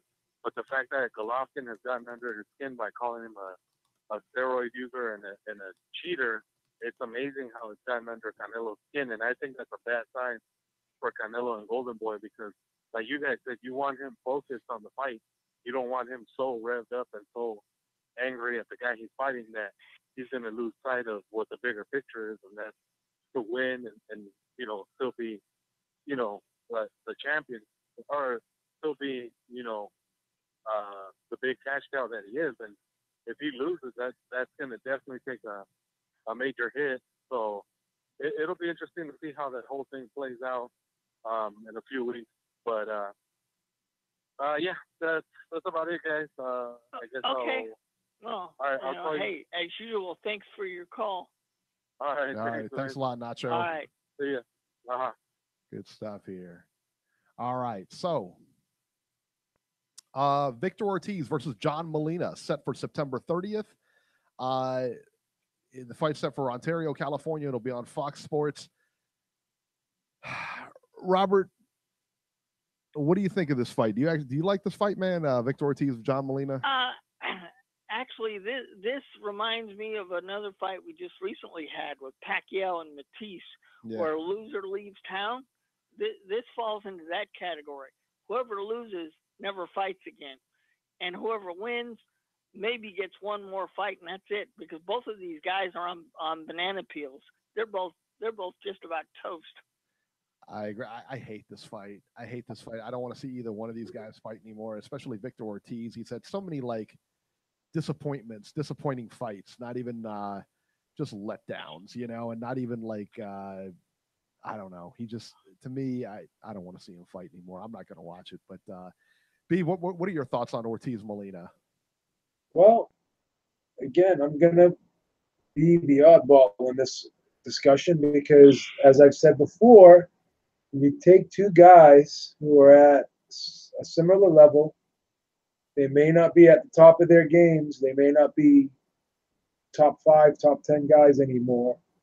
But when you take two guys who are comparable in skill and are at the same, point in time, same place in their careers, sometimes you get a good fight out of it. And I think this is another one of those occasions where you have two guys who are very aggressive. They're very come forward type fighters. They can punch a bit, both of them. So, this fight, as long as it lasts, could shape up to be a very entertaining, exciting fight. So is it a significant fight? Is it something that needs to happen? It's something that means something in the sport? With all due respect, it does not. Are any of these guys going to be, either of these guys, I should say, going to become world champion again? Strong possibility against that. Strong possibility against that not happening. But it still could turn out to be something that is entertaining to watch. That's how I feel. Yeah, I can see it. I don't know. I'm not a big Victor Ortiz fan either. So yeah, and a lot of people aren't. I mean, and the amazing thing about that is, like you said, he does have a lot of shortcomings and a lot of instances where you can question why he did what he did. And the ironic thing about it is he took a long layoff. As soon as he comes back, they put him on TV right away again. Right. So that speaks to shout out to him for being able to get that done and make that happen. Yeah. I mean, that's incredible how he's getting all these fights. He's a name, So. And I thought he clearly lost that Devin Alexander fight too. That was a shame that fight was scored a draw. That was a bad decision, in my opinion. Yeah. All right, and then finally, the WBC welterweight tournament was postponed because of visa issues. Go figure that one out. Quote from Eric Bentley of Real Deal Boxing: "We were forced to make the very difficult decision today to postpone the event due to learning that, despite our best efforts, several of the tournament's international fighters would not be granted visas to enter Canada." What in the world? I mean, didn't you guys set this up? I mean, don't you have somebody helping these guys get the visas and getting the paperwork? And I mean, doesn't typically that's how it runs? I mean, if you got a big fight, it's not really the fighter's responsibility. I mean, it is, but it's not. They usually have people doing this for you. Correct? I mean, am I wrong about that? I know that's how they do on like TV shows and in Hollywood and stuff like that. That's how they do. They got people to run around and do that for them because they don't feel like messing with it, or they want it done right. They want them to be there on time. You got a big event here. You've got a big event here in Canada, and this is what you come up with. I mean, well, and shame on the WBC because you got to dot all your I's and cross all your T's. You got to make sure all these guys that you put in the tournament are able to participate in it. So before you announce the tournament, you're supposed to get this all this stuff taken care of beforehand and make sure that nothing like this could happen. Now, it's one thing if a guy fails a drug test. That's totally something you can't prepare for or even foresee. You could foresee it, but it's something that you can't predict it. But something like this, I mean, all these guys are coming from different countries, and there's been a history of fighters having visa problems and fights not happening because fighter A could not get into the country to fight fighter B. We've seen this several times. So wouldn't it behoove you to kind of make sure that something like this didn't happen, and before announcing the tournament and the lineup of fighters, make sure these guys are all cleared to fight, whether it be medically, whether it be again with their visas. So I think WBC kind of dropped the ball here, in my opinion. Well, I think Real Deal Boxing dropped the ball. To be honest with you, they're promoting the show. I mean, the fighters are, they're Real Deal Boxing is kind of promoting them too. They deserve some of the blame. Sure. Again, I mean, this isn't, you just have to depend on people to show up. But do everything in your power to make sure that this goes off because, this is a lot of money at stake. There's a lot of money. People watching your product. The next Oscar De La Hoya. But my whole take on it is WBC actually put their name on this tournament, so they're gonna be held accountable based off of that, in my opinion. And I gotta be honest, man. Do you think that and who's in the tournament and everything like that, and we got friends of the show on the tournament, but do you think? I mean, let's realistically, do any of them, who's the WBC champion right now? Welterweight, is that who is that? They're going to fight vacant. Porter and Garcia. All right. Yeah, it's vacant right now. Yeah, that's right. All right, so it's the alphabet soup. There's tons of them, but let me ask you this: like, do any of those people coming out of that tournament, do they have will they beat either one of those two guys? No, absolutely not. No, not a chance in hell. No. There's good guys. Not a chance in hell. Right, and they are very good guys. They're very good fighters, but again, they don't. Chris Van Heerden, who's in the tournament, friend of the show, but he lost to Errol Spence. I mean, he's basically a junior middleweight, really. If you look at Chris Van Heerden, he's a big. Can he even make welterweight any more comfortably? I don't know. He's a big guy. Yeah, for sure. And Francisco Santana, who's a really good fighter too, but again, man, I don't know that he's got enough to beat any of the big boys up there. I don't know. you know, got to find out. I mean, earlier we questioned Jamal James. Well, unfortunately, we got to question everybody in this tournament. Well, are they capable of winning this tournament and then taking advantage of it? I would favor Jamal James over anybody in that tournament. If Jamal James was in the tournament, I would. Yeah, he'd win it. He'd win it. Right? I mean, there'd be no questions. He'd win it. I think he would. I agree. Favorite. I think he would be sound, and I think he would run right through everybody. I mean, those other guys, the guys in this tournament are solid guys. For sure. They're probably top 15 guys, but bottom level of the 15. Right. Yeah, solid guys. I mean, there's no question. And that's no disrespect. Yeah. That's just being real about it. Right. They're all solid fighters, but again, I don't know that you know. I mean, what does the winner get out of this? Do they get a mandatory shot? I don't see, you know. I have to read more about it, but yeah, I think. But what are they getting out of this? Yeah, I'm not sure. You know, and I mean, they put this together. I mean, yeah. Where were the upper echelon contenders, or is this just like a Boxino type thing? I don't know. It's an odd thing because when I hear WBC welterweight tournament, you know, you get excited. You start thinking about Garcia. You can start thinking about Porter and the big names there. Yeah. And no disrespect to the guys that's in it. Those aren't the guys that, you know, I think about, you know, when I think of the upper echelon and the pay-per-views and stuff like that. It's just not, you know, I don't know. So there you go. I mean, my whole point was if we're going to question Jamal James like we did earlier, we've got to question every single one of these guys that put their name in this tournament.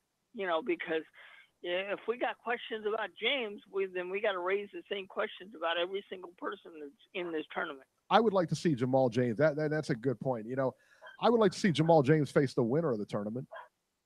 I like that. I think that's good. I'd like to see something like that, you know, but again, I favor Jamal James in that fight too.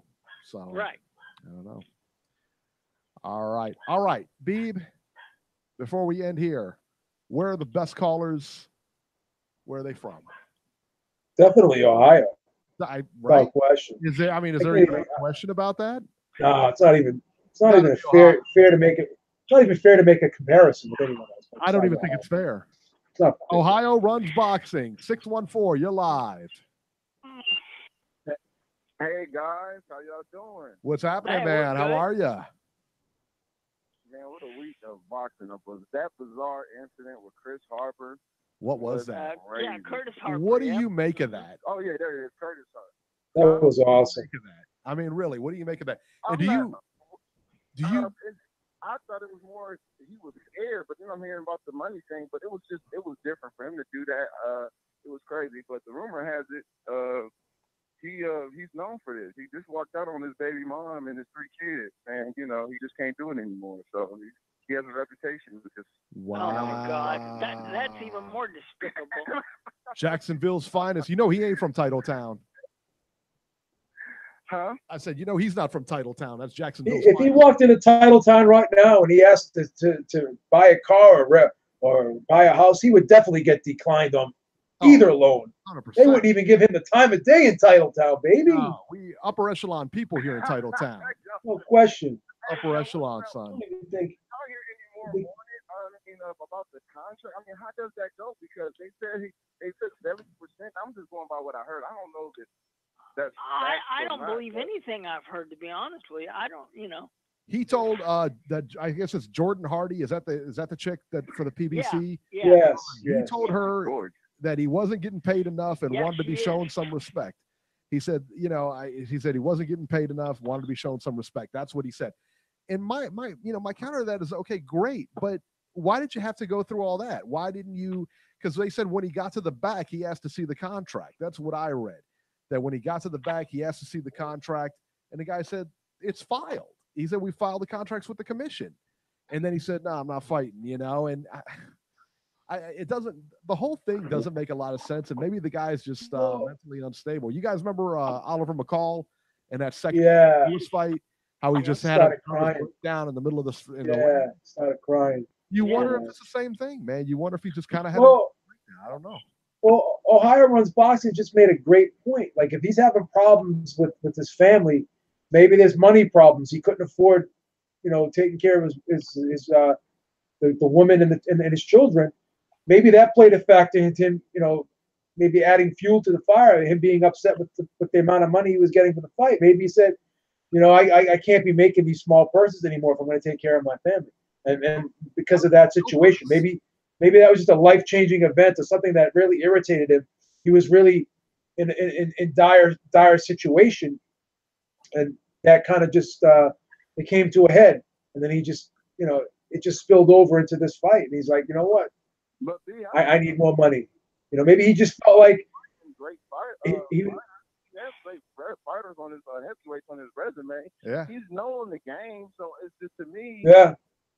Why do that now? It's like I understand it might be some personal things he's going through, but my personal problems. Fighters who don't make good money, who's working and fighting. Got well, jobs. I think he totally ruined his career. I don't think we'll ever see him back in the ring again. If I'm a promoter, I can't put him on. People want to see it more. To be honest to you, if he's going to run, it's going to make people tune in and see what he's going to do next. I think it can be actually good for him, which is crazy. I mean, if I'm a promoter, I can't invest money in this guy. They can turn that there. I mean, if I'm a promoter, I can't invest money in him. Eddie Hearn might take a shot at him. You could put him on his own, but how dare you? I don't know. Wow. But do y'all think the heavyweight is going to get a lot of exposure because of that? What's the name? SA? As a lot of people are like, wow, can he use that as yes. Yes, absolutely. He can totally spin this into gold. I've seen him fight, and if he's put in against the right people, I think he's got an upside. I mean, he's only had 5 fights. I need to see him a few more times, but I've liked what I've seen out of him so far. Okay, I haven't seen him fight, but I heard they should make shirts with his picture of him on it saying "I want respect" on the top of it. That would be awesome. He should do that. He'd make some money. Jacques, if I was a Jacques, I'd have shirts made with the logo where like he's in the ring with his hands up and the other guy's walking out of the ring, like having him duck under the ropes or whatever. Yeah, there we go. Like a silhouette of the guy ducking out of the ring while the silhouette of the guy's in the ring. You know what I mean? That'd be pretty cool. Now, what did y'all think about that? Did y'all watch the Logan Paul, the chaos, in the UK? That fight? No, I didn't see it. I heard it did 1 point. What is it? 8? 9, was it 1.3 million? Close to 1.3 million with illegal streams and streams. 800,000 regular streams and. That's what tripped me up. Jason's saying they sold 900,000 on YouTube. It's crazy. And a few million more on a website. Point where they using these YouTubers and celebrities to try to be on the undercard just to get ratings, man. That's what I'm hoping that won't happen. 18,000. I don't know, man. I mean, look, they had 18,000 people there. 18,000, man. That's nuts. How much money did these guys make each? Georgie said they made a truckload. I mean, like 150 million. Now, I don't know what they made. I gotta be honest. I have no idea what it was. But yeah, Georgie's saying they made a lot of money. I don't know. I don't know what they made. I can't even begin to speculate. No. For two people to make a lot of money, I've never heard of either one of these dudes. Yeah. Please, Robbie. So crazy fight. Yeah. What's so crazy about my fight? My son was tuning in. They know these guys. They're like, oh my God. They watch every round. They don't watch boxing. Wow. So it's crazy for them to just sit there and watch all 6 rounds and be into it. These guys are not, and they're not like really good boxers, are they? I mean, they can't really fight. I mean, the one, I think I was I think I caught 90 seconds. The undercard or whatever, where Jake Paul, maybe his brother, and they both had their hands down, and they kind of fight in a kind of an awkward. Even his jab, I know like Logan Paul's jab seemed awkward to me. It didn't seem like a crisp kind of. Yeah. Just seemed real awkward, you know. Yeah, they wasn't real fighters. No. I heard they YouTubers. So yeah, stick to that. But that's my call, guys. 60 seconds. Right. See you later. All right, man. Yep. Ohio runs boxing. Best callers from Ohio, baby. Best callers. There you go. All right. On that note, I think we're going to call it a wrap here. That'll do it for this edition of Ringside Reporter. As always, you can catch Robert on Twitter at Ringside Robert, or you can call Ringside Robbie's Corner at 917-259-1810. Leave him a message. You can catch Joe Habib on Twitter at jhabib1. Find his YouTube channel at beatingtheoddswithbeeb.com. On Twitter, I'm at Ringside73, and we will see you next week. Good night, everybody.